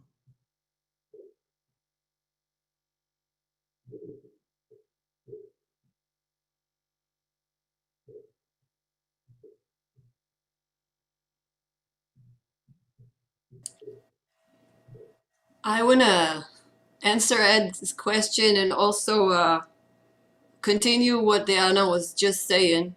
I met Diana in Israel when she was coming to, Diana is doing red tents all over the world. And she came to Israel to give some workshops about that. And I came to several of her workshops because you gave some things about the ending of the blood cycle. And I felt mine was, I was like, this is a good preparation. I didn't know anything about Diana. And then she took us into a womb meditation, and she started talking about the womb and about things that I've never experienced, like silent birth and women who cannot have children. And I found myself crying and crying, and I'm telling myself in my head, why are you crying? This is not your story. But the womb feels other wombs. And just like Diana says, Diana is like my older sister, so we are going to be talking very much in similar ways, I find. Not all Israelis are that similar, I must say. But I loved her because her book just got translated to Arabic after it was translated to Hebrew. And so she brought together women from the two sides of the conflict. And the conflict in those days, there were some clashes. And everything was very charged. And some women asked to not use words like occupation because it may harm the ones that don't feel they are occupators. But for the other women, that was their truth. So it was very hard to negotiate. And Diana just brought us into the womb, into that space that knows the total acceptance of an other self. If she's talking about the heart, the only place in the human body where a heart can beat, except for the chest. Maybe before there is a chest, not maybe, for sure. Before there is a chest, where does the heart beat? In the womb. Before you had your own chest, your mother had your heart in her belly. And that synchronicity that, you know, when women get together in true sisterhood and connect and feel safe, we begin to cycle together. I've had friends that my womb recognized before I recognized. We started cycling together. And it's not, oh, she's an alpha, we should follow her. No, it is a circle. It is so wise. It is such a profound way of listening with the ear at the heart of the heart. And we have the heart that is inside us sometimes. And it's a rare experience, because not all of humanity, not even most of humanity, have that experience of the living truth that two contradictions can coexist, that one body can have more than one heart. How many of us know this? Not understand it, but how many of us know this as a lived experience? How many of us who have experienced it remember it in order to be able to recall that and remind those of us who have forgotten? Because we all know it, we've all been in a womb, so we have experienced it. We've all got the little souvenir shaped as a belly button, but we forget. Even women who have had pregnancies, even I sometimes forget. And I need my sisters to remind me. And to answer your question, Ed, after I became Queer's loved one, or after we found out we're both in love, he came back to Alaska, I stayed in Israel. And at the beginning of 2019, which was soon after I visited him, and I realized, okay, we are a real couple, and I was immersed into the native indigenous ways and talking circles. And there were, in February, 2 women got murdered brutally. One was Arabic, and 3 days after, a young Israeli woman, and they were both killed by men brutally, and it was horrible. And I just felt they could have both been my daughters. I'm old enough to be their mothers. And then I felt both of the murderers could have been my sons. And I felt that in me, they are all my other selves. And I could feel the masculine in me bashing the feminine. And I just, so I went on social media to distract myself. Not a wise thing to do where everything is burning with this kind of topic. But I did, and I just sat there and I cried. And a woman that I hardly knew, a Facebook friend or Twitter, came on and asked me how I was. And she's a young Palestinian woman. And I had to answer, when someone asks you the right question and you're in a vulnerable place, you just share very honestly. And I shared that. And she got me. She's supposed to be from the other side. She's a different age. She's not a mom. Different culture, different language. She's supposed to be my enemy. She was my sister. And I said, if I could only sit with her in a circle and have other women with us. And then I ended the talk with her, and another friend called me. She's a Jewish settler. She's a right wing, I'm a left wing, I'm a kibbutznik secular, she's religious, we're very, very different. Yet I was telling her exactly that I feel that this is not about a certain murder or a certain woman, but this is about a tear inside all of us because we're all masculine and feminine. And we cried together. She knew one of the women that were murdered. And we cried together. And I told her, I just had a conversation with a Palestinian woman, if we could be in a circle. And then we thought, we can do this. Governments will never allow us to come together, but Zoom will. So a year before the pandemic, we started having women's circles and feel the power of the womb beyond physicality. And I think what we're doing now, in many ways, is completing it, or is an extension of it, or is inspired. I think both sides are inspired. Again, it's like a womb. It's like this safe, brave space that allows creation and creativity. And if there's time in the end, I can give you. Spirit has been sending me this rhythmic things, so I could share first one that came to me was because of this circle, for that circle that we did with the Palestinian and the Israeli settler, if time allows. So thank you. Sorry for taking so long. What I love about what you're saying, other than many things I love about what you're saying, but what I'm hearing is the gathering the seeds and the harvesting of the fruit. So you told us a story which contains both. You gathered the seeds and you planted the seeds and you gathered the fruit in the womb meetings that came out of those seeds of connection. So the seeds were the connection among the chasms that were dividing you and a settler, you and an Arab. And from that seed, from that bridge, a seed was planted, and from that, a fruit was born. And then the cycle starts again and again and again. So would like to invite us to share, to ponder, to speak of the seeds that we have seen fruiting, the seeds that we have planted and we've seen fruiting, and any wisdom gathered through that process. There is a book, I never read it, the title was enough. It said, everything I learned in my garden.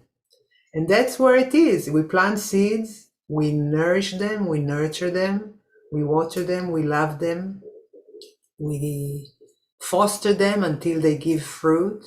We gather the fruit, and within the fruit there is seed for the next generation and for the next cycle.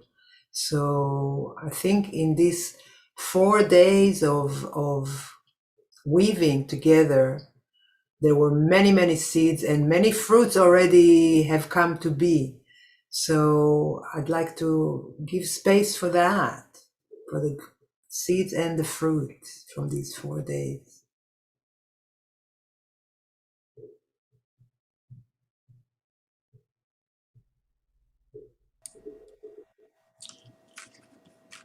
Thank you for that, Deanna. Ed is asking a question for us to ponder. And this question is really at the heart of everything that we're doing now. And that requires courage to be vulnerable, to be in the heart and the womb, and to share from our hearts what we know is going on.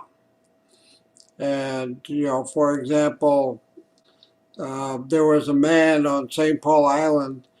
I was going to this dance, this community dance, and he was surrounded by 12 men. And he was in the middle, and he was brandishing a knife. And he said, don't you come to me, I'm going to kill you. He was trying to kill himself. That's what the men were there for. They were trying to talk him out of it. And so I walked into that. And I immediately knew that the Spirit was telling me, tell the people, the guys to go. And thank them for caring enough to try to stop. And so they all left. And it was just him and me. And he was crying and shaking and pointing a knife at me and saying, don't you come next to me, Larry. I'll kill you. And the thing about a suicide-prone person is that they're just as much willing to kill another as themselves. And I knew that. But I went towards him. I walked very slowly and made sure that we had eye contact the whole time. And so I was telling him, I know you feel hurt. I know that you feel alone, but I want you to know that you're not alone. I'm here for you. And I kept walking towards him and saying that I know you don't want to kill yourself. I know this. Until the knife was up against my chest. And then all of a sudden he dropped his knife and fell onto the ground in a fetal position, crying, sobbing. and I just hugged him. And then after a while, I had a couple of friends take him home and stay with him. The next day, he was a changed person, and he worked in service to the community for the rest of his life. This is just an example of the power of love, that we need to approach people in the Western world with love, real love, and compassion, to understand that they do not, they're asleep in spirit, and that it's only through our hearts and our wombs that we will know what we must do at the moment, because each moment requires a different thing. And every person has got that gift in their heart to know what they need to do. And we've forgotten that, you know,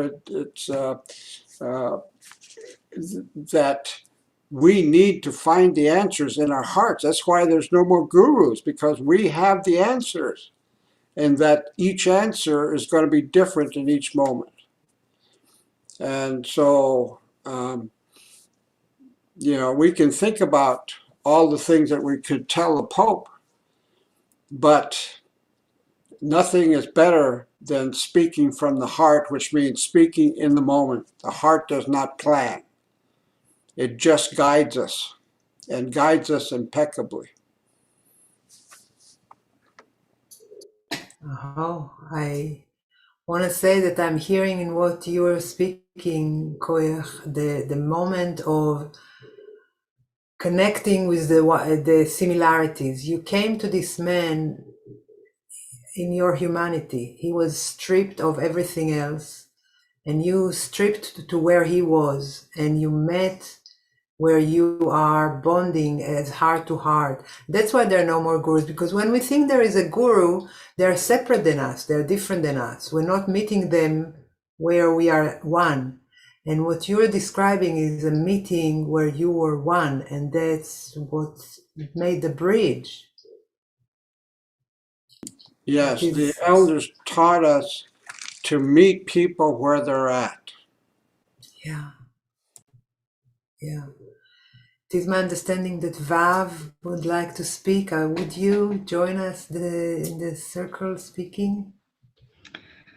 Thank you, and thank you, excuse me, thank you for the opportunity, and thank you everyone for what they're bringing to this circle. In the UK, there is a saying, ask the Druid what the wild bee knows. I'm a beekeeper, and in the hive, you see a perfect example of the sacred feminine. The pollen that they bring in has 22 elements, the same number as the Hebrew language. The bees replicate, the queen lays the eggs, and everybody in the hive is a female. All the worker bees are females, until in the spring the queen will change so that she lays drones, and the male bees are there solely to impregnate another queen. That's their only job.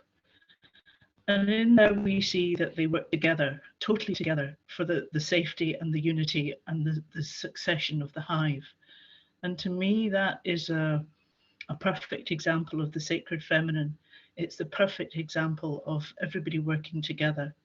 And when they're under attack, they work together to protect the hive and to protect the queen. And perhaps we should ask the bees, because perhaps they have the answer. Thank you. Beautiful, thank you. Thank you. I'm thinking of the word for bee in Hebrew, dvorah, which comes from speech, from dibur, from davar. What we utter is what comes, is what names.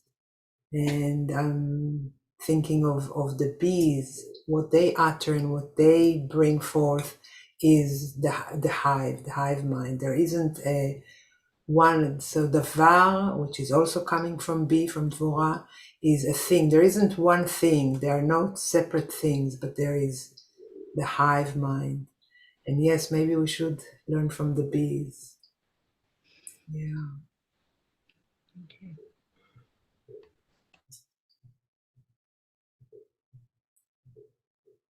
Any more gatherings of fruit or seeds that you've gathered and you'd like to plant as you come out of these 4 days journey into what will transpire? I'd like to just say that how deeply we have moved through these days together. I don't think this has been exactly what this retreat has been exactly what we thought. I think it's had an aliveness of its own. But in Kauai, I will never forget the moment that sort of broke everything open after we had sat together, I don't know, 4 or 5 days. And the men realized at the end that they needed so much healing. And in this sort of spontaneous hive moment, they all leapt on each other, and there were easily half were filmmakers and helpers as well as elders. And it was just a remarkable moment that we realized this was not what we thought. And with this most recent gathering, I felt the same thing happened when Pacha came on with his family. And it was such an amazing moment that there he was. It was so fertile and filled with sunlight and generational love and integration. Everything about it was remarkable. And those of us sitting in the north, we were sitting in this sort of twilight. The light around us was darker. In fact, in this room I'm sitting in right now in Canada, it was bluish looking. And it was such a moment of like the divine had descended to us and was fertilizing us. And this realization of the brokenness in the north, the need for help despite having so-called everything, that we need them so much. We need their vitality. We need them coming through to us. And that, there I see you, Kelly. I've got to just throw this at you because I don't know if you were there for it, but it was remarkable. Kelly. Thank you, Helen. Thank you, everybody, for this spaciousness, this presence together to feel what is real. I was reflecting on, seeds are incredible carriers of information. Their codes are impeccable. They have everything they need inside of them. And we never know what it's going to turn out. It's like you said, you never know what's going to come out of the seed, even though it says, a tomato or a squash. Each one is unique. And what I'm feeling in this whole journey with wisdom weavers and with these spaces that then get highlighted by these flowers, these eruptions of beauty and grace and insight and connection, that it's really that deep patience and that deep compassion and that deep trust and faith that it's all unfolding as it's already been planned and coded, and it's just the right conditions and the right spaciousness, the right fertile soils that allow the seeds to come to life and to flourish. And so I'm really grateful. Got some big winged ones flying over me right now. The ancestors have been coming in strong today. But I just really want to honor the ripening that we've been cultivating together as a collective of wisdom weavers and each elder here and each person here in their own life, in their own gardens. I just really want to honor the tending and the yes again. We plant the seeds again and again and again. And that's our dance and that's our ceremony. And that's what feeds us and reminds us how real it is. And that it's the embodiment. You know, all this is spirit, but it's really the embodiment that is real and that creates the transformation. Yeah, I'm really hopeful, and I see the seeds and the fruits that have come of this gathering with the connection with Pacha. And I just saw another link today of a gathering called Return to Origin. That is a project to honor the Amazon prophecy of restoring, you know, the sanctity of the rainforest. And there's some big gatherings happening and ceremony on November 25th. So if anyone wants to check that out, Return #2 Origin, there's going to be another big gathering of elders. So it's like this, the momentum is continuing, and it's beautiful to see. Just briefly though, I want to share a story of something I'm experiencing in this moment. In regards to your question, Ned, and to these seeds of how do we reach people that we feel separated from? How do we really embody these teachings? And so I came here to Texas to see my family, and now I'm getting all these messages from everybody that I either have to be vaccinated or tested to be welcome to my family's table. And I'm neither of those, and not willing to compromise my own sacred path of trusting my immune system. And so I'm in this awkward position of how do I love my family that will not receive me as I want to be? And it's very real right now for me. Like, do I meet them where they're at because they're afraid, or do I speak my truth? And I realized I don't have to have the answer. I just need to say, I love you guys. I want to see you. How can we meet in the middle? I don't know. Here's where I feel safe. How do you feel safe? And I realized that's the vulnerability of the seed. You know, the seed can be crushed or it can flourish, and we never know, but at least I can express my truth. And so being in this call this week has really buoyed me in facing some old patterns in my family of always being on the outside and always, even literally my family locking me in a psychiatric unit when I didn't, obey with the family ways, or I was doing things that they had fear of for me. And so it's been a big healing to stand my truth and to feel buoyed by all of you and the ancestors, and to dedicate to the seed of truth and to health and to this sacred work of awakening who we are, and being that in this moment is very real for me. So thank you all. And I'm so excited to see what fruits ripen in their divine timing. And as Linda Tuckeroy says, in alignment, divine alignment with our holy essence. So I love you all, and I'm so grateful. Thank you. Thank you. Kelly, what you said brought to mind something I've heard recently from a Jewish rabbi, a Kabbalistic rabbi, Rav Arik Naveh. Do you know him, Yael? Arik Naveh? Maybe not.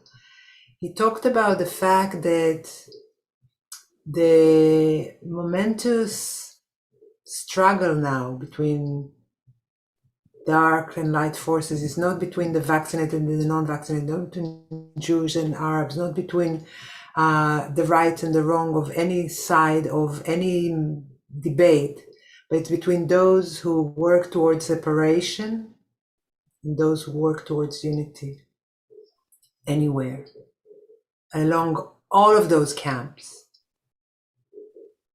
And for me, that's a seed, planting seeds for unity. And I don't know if someone else wants to share some more, but I moved to take a moment of inviting us to close our eyes and to feel ourselves in the middle of a place in nature, a wild place where the earth is fertile, and holding in our hands a big bunch of wildflower seeds. and holding that fist full of seeds to our hearts and blessing those seeds with our intentions. And when the Spirit moves us, throwing, guerrilla planting, opening our palms and just spreading those seeds to the wind, to fall on the earth where they may, to grow what they will, and to have the patience to see them all the way to fruition. Aho.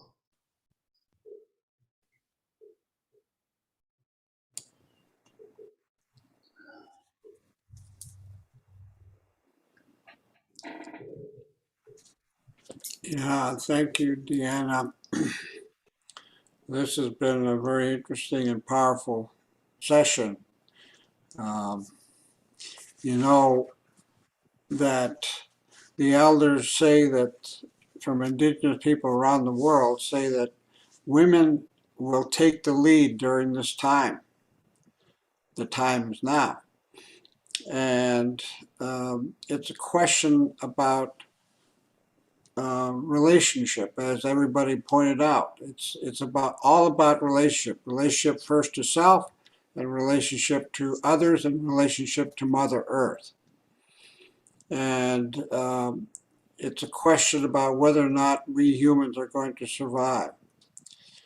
And the women, you know, I go to various kinds of meditation sessions and things like that, and there's always like 19, 20 women or 30 women and 2 men.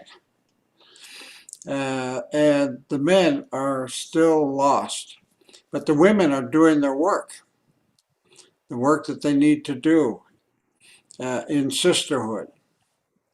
And that it is said that when women get together in sisterhood, heal themselves, and then take the energy, the sacred energy within themselves, which is identical to the energy in the center of the universe, the womb at the center of the universe, and make a container that is outside of themselves, then something new will be birthed. Nothing new will be birthed on Mother Earth until this happens. And so women have got great responsibility now. In the men's job, we're here to protect the sacred space of women so they can do their work. And, you know, I've been in webinars and gatherings on Zoom for the last 2 years, at least 2 a week. And people are changing.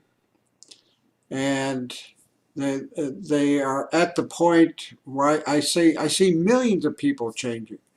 And at this point, they're saying nothing we're doing now works. But then they come to the question, what do we do now? And that's where the elders provide some of the answers to that question.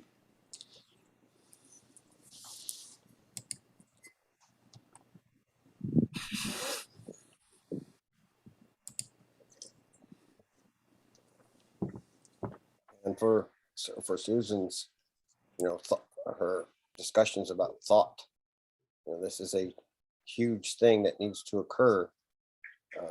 Is how do they, as a tool, a gift, how do they begin to change their way of thought? And so her discussions around that form of thought are really powerful. And so that's really kind of my whole question is, and I know that one of our friends has recently had to answer that, right, Larry? Some people were sent from the Vatican to an indigenous elder, and he was faced with that opportunity to respond. And so I guess that's partly what prompted it is, the challenge really, if you were him, if you put yourself in his moccasins, his challenge is how does he fix his broken family, right? He has a huge family and it is broken up all over the world. And he has no idea really how to help them to come together and heal the same things we're talking about. And so it's an unprecedented move on the part of that leader. And so I toss that out to Susan, thought, that what's got us.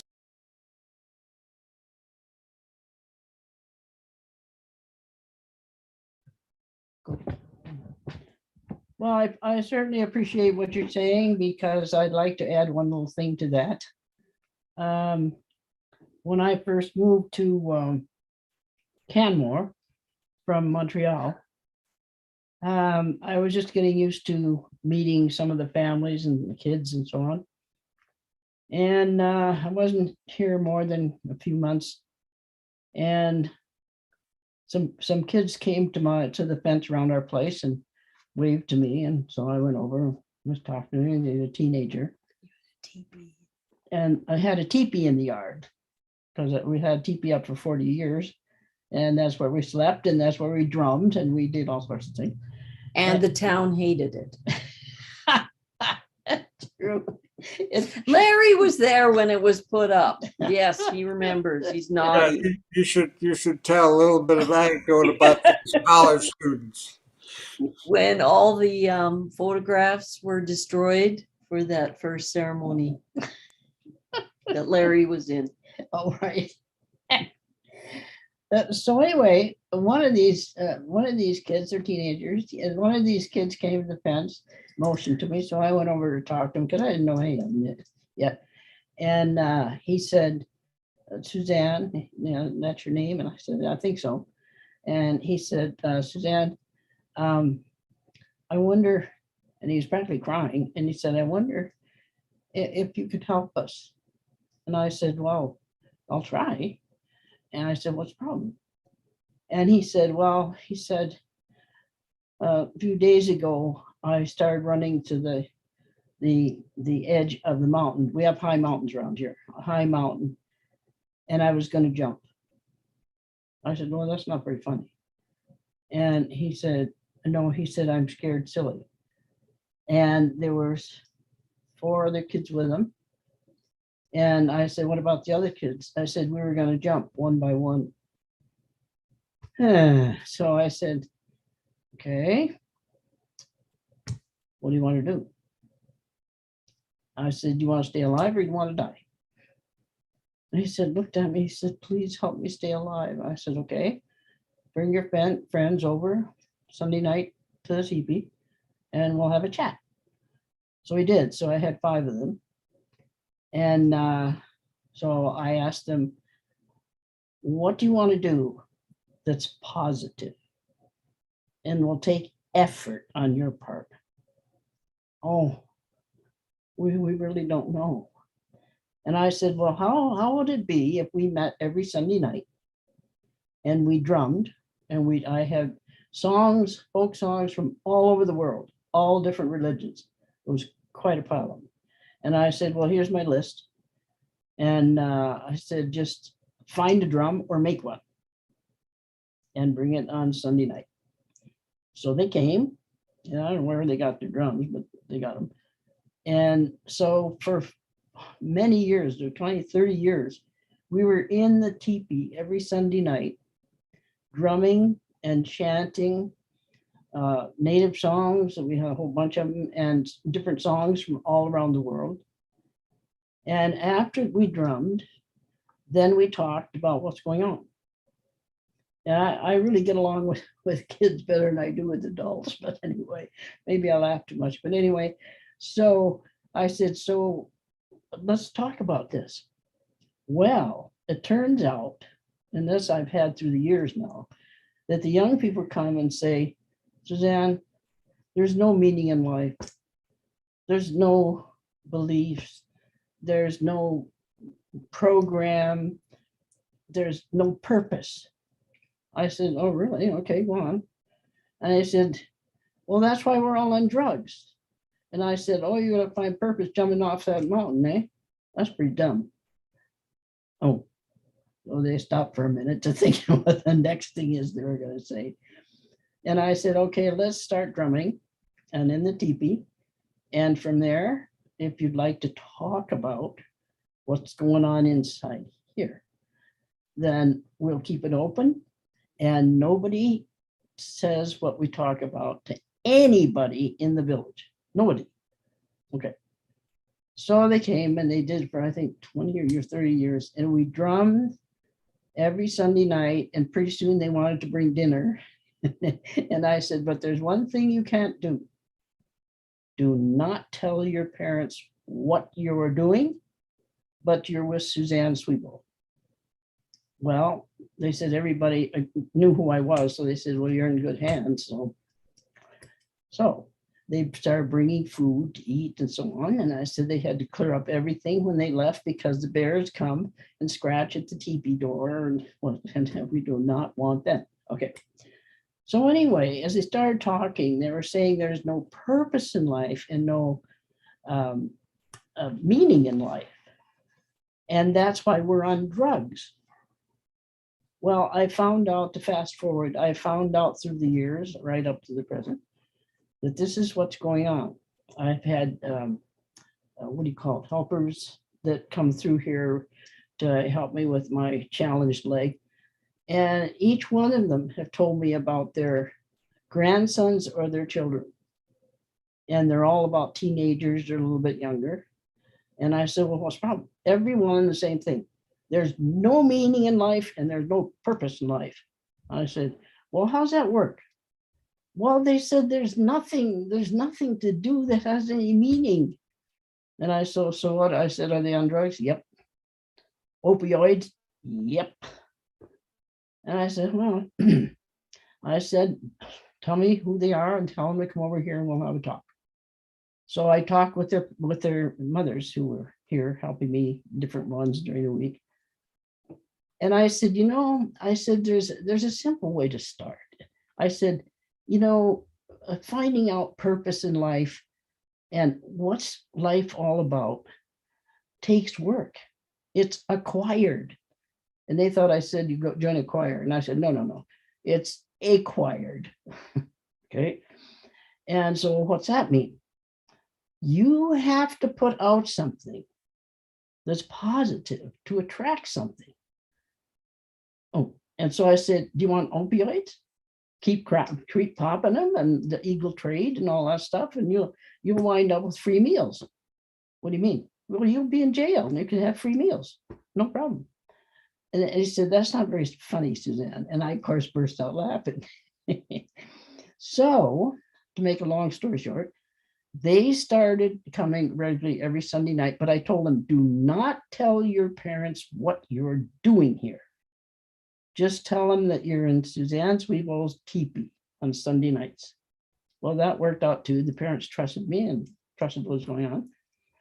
So as they started talking about this, I said, there's a native reserve near us.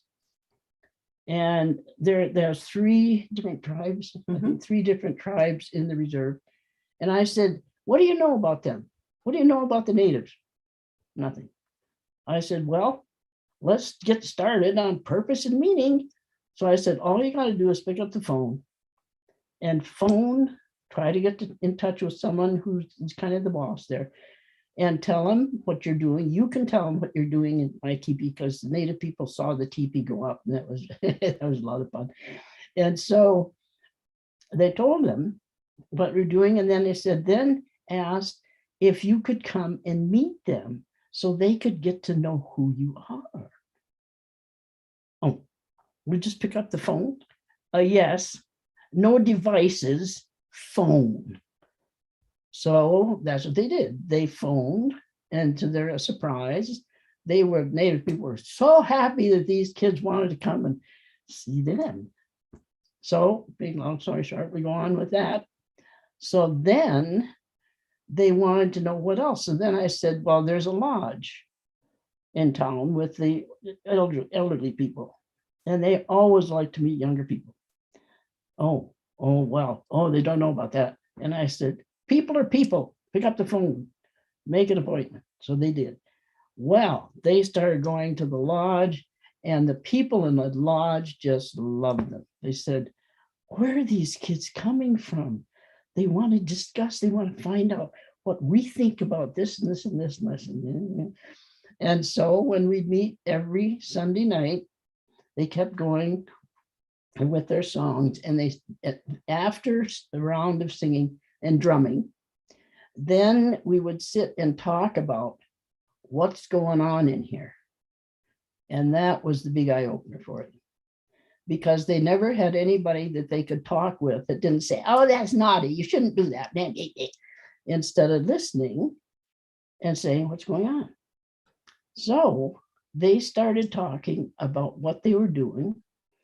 And gradually we got another person that was from a coal miner's daughter, because it's a coal mine here. And she came and said, do you need me? And I said, Lena, get over here. You grew up in a miner's family. Get over here and talk to these kids.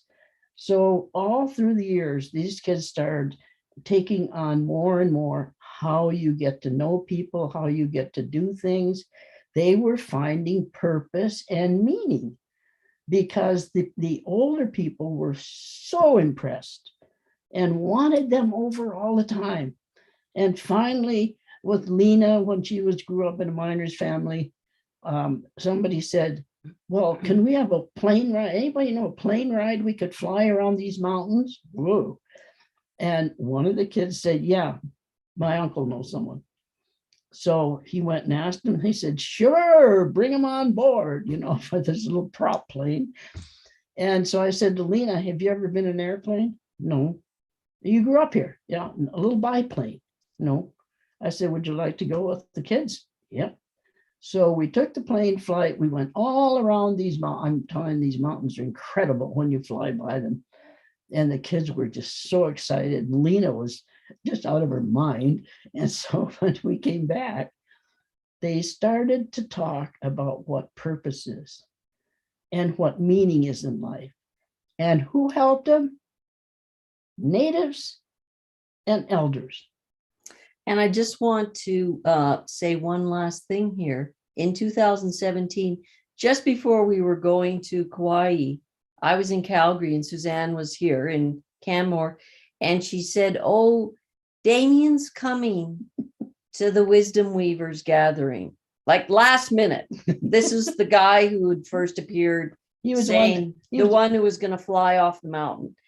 And he'd been helping Suzanne with her dark room stuff. And he said, I'd like to go to this. And she said, okay, sure, just get a plane ticket. And so then she called Kelly, and I was like, oh my God, you're going to do this to them at the last minute. She called Kelly, and Kelly was, yeah, sure, bring them along. The more, the merrier. And so she got him a tent, add this to her list of 10,000 jobs at the last minute. She got a tent and she put it, got it for us the first night. And it was so dark. We were in a woman's house with Mona, all the grandmothers staying there. And Damien was out in the yard and it just poured rain. And he was sort of like dodging the drops in the tent. Kelly also brought him a sleeping bag. And in the morning, he came in like shivering and bedraggled. And one day at a time, he was allowed in. And before you knew it, he had his own room in the house. And he still talks. He was just here yesterday. He could not believe that Bill was going to be amongst this elder group, because Damien is so taken up with the Fairy Creek blockade, like so many young people are. He's not young anymore, he's 45, but that is his huge concern now. And that Bill, how is this possible that Bill is going to be amongst all of you, and that Ed is going to do a ceremony? So that is just a beautiful circle that we've come through. Thank you for those stories, Suzanne and Helen. Would you do one thing? I mean, Ed will really appreciate this. Tell him about that teepee raising. Oh, Oh, you sure you want me to tell him? Well, not the whole story, but you know. I just want to start. You could tell there was one, we had a couple, Lily and Lazarus, come from Morley. That's And the they native, were the sacred elders who were going to supervise this. And right away she said, we women are the keepers of the house. So this is our job and we order everyone to do what they do. And so she saw the pathetic job that Lily, that we had done with our brothers here of trying to put up the teepee, and it was crooked. And They tell them they were working off of blueprints, and they were college students. and a plumb line. They put a plumb line to see, because it really is sacred geometry to know how it stands, you know, with all the interlocking poles. And they tried the plumb line and nothing worked. So she came in and she was like, What's her name? The name. Lily, the elder. And she was just like this. And she says to one guy, she said, get a chainsaw. And he didn't even know how to start it. That wasn't his thing. That was Elizabeth's brother. And she said, start that. And we were told never touch the poles, but she was like, Lily was supervising. She was giving the rules. Yeah. And so she told him, she said, cut this much off that pole. And so he was trembling as he went up and went, and it settled perfectly. And then she looked at Larry, who was standing off in the distance with his arms crossed, thinking, please don't ask me. And she said, what's wrong with him? She did not know why was that man standing at the, and not getting involved. So then we asked them, we asked them to come back and bless it that night. Yeah. So we finally got the teepee up and what's her name that was guiding everyone? Lily. So it all got finally set up. So I say, well, come on in and we'll drum and sing. And then who was taking the photographs? I was. Yeah, you had a camera, Larry had a tape recorder. Yes. And they came in their regalia. Yeah, the natives came in their regalia, but we had tested, Larry had tested the tape recorder, yeah, remember? And it worked perfectly, and I knew my film, I'm a professional photographer, I knew it was fine. So we got in there, and the guy from Morley was drumming, remember? He was singing and chanting. And so we had the dedication of the teepee and everything. They blessed all the insects, the animals. It was an amazing experience. It was incredible. And their daughter, who was sat in a pickup truck outside, and we said, why doesn't she come in? And her father goes, she's the chief. She was the chief of the reserve, and she was just waiting for her parents to be done. Sitting in the truck. So anyway, we had the ceremony, blah, blah, blah, blah, blah. And then they drove back and thanks a lot, guys, and blah, blah, blah. And so Larry, we asked him to play the tape. There's nothing on it. Not a thing was on the tape for this whole ceremony. And all the pictures never. Well, there was something interesting about the pictures. There was, I know how to take pictures and stuff. So there were 35 millimeter, to make slides. So when we looked at it, there was nothing on each slide, each image. There was no image, nothing. And I thought, I know my profession. And so then, how would it came to what did we see on the? I don't remember. Oh, I remember. There was one image that stayed, and it was one of Larry, Lazarus was playing. Was he playing? Yeah, right. Was playing the drum, and that was the only picture that was on that whole roll of 36 possible images. So Ed, you probably know what I'm talking about. You know what goes on. So that's how our teepee got blessed. And after that, all through the years, I've been having teenagers who've come and said, can you help us get off drugs?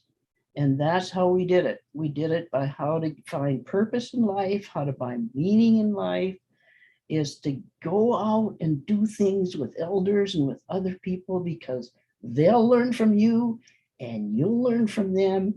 Couldn't be a better recipe. And they did. And then after that, there were 5 kids. And after that, 3 of them came and asked me if I'd be their grandmother. And I said, opioid free. Yeah. So to this day, they're my blessed grandchildren. So that's it. Yeah, you know, I've been to the senior, they call them senior centers here, or the pioneer centers. And when I walked in, I was shocked for the first time because most of the people had nothing in their eyes. They were just dead. And what I realized was that people, especially the elders, need meaning in their lives. And when they're respected in that way, they come alive. And unfortunately in the US, you know, we put the elders out of sight and out of mind. But this is something that I leave with you to all think about, that maybe somebody will connect the elders and the youth in that way. It's so beautiful. I can't tell you how beautiful it is, because both sides were telling stories. Like one of the kids had shrinks for parents, psychologists for parents, and he was in high school. And he came to me one day and he said, could you come with us and get a horse? And we're in high school in Traverse City. And I said, what? Said, can you come with us to we know a farm, we need to get a horse. Okay, so I didn't ask why. We just went and we got a horse. Then we come to his house in one of the regular streets where houses are.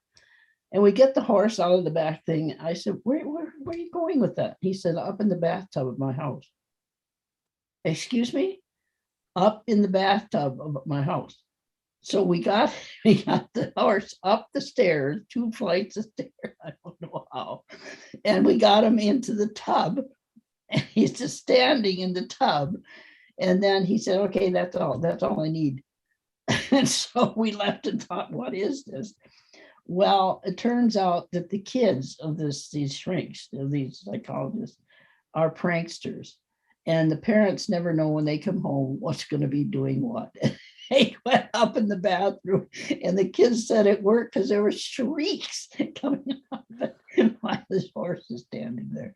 So you see what kind of kids that I get around, that I just love them. So that's enough for me. Thanks for listening. Thank you, elders, for all the stories and all the others that have shared. I've worked in Africa with the African killer bees, and I fell in love with them. So I want to talk to you more. And without what? Sorry. I'd love to. I'd love to. And without could you can we have a little gathering with that, please? Because we also made connections. Okay. We don't say no to our elders, Helen. Yeah.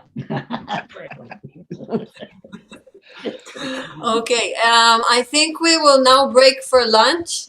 And I want to kind of consult with the elders that haven't had their time to give fruit or seeds. Do you want to do it now, or do you want to do it maybe at the ending circle at like 2 hours from now? What would be good?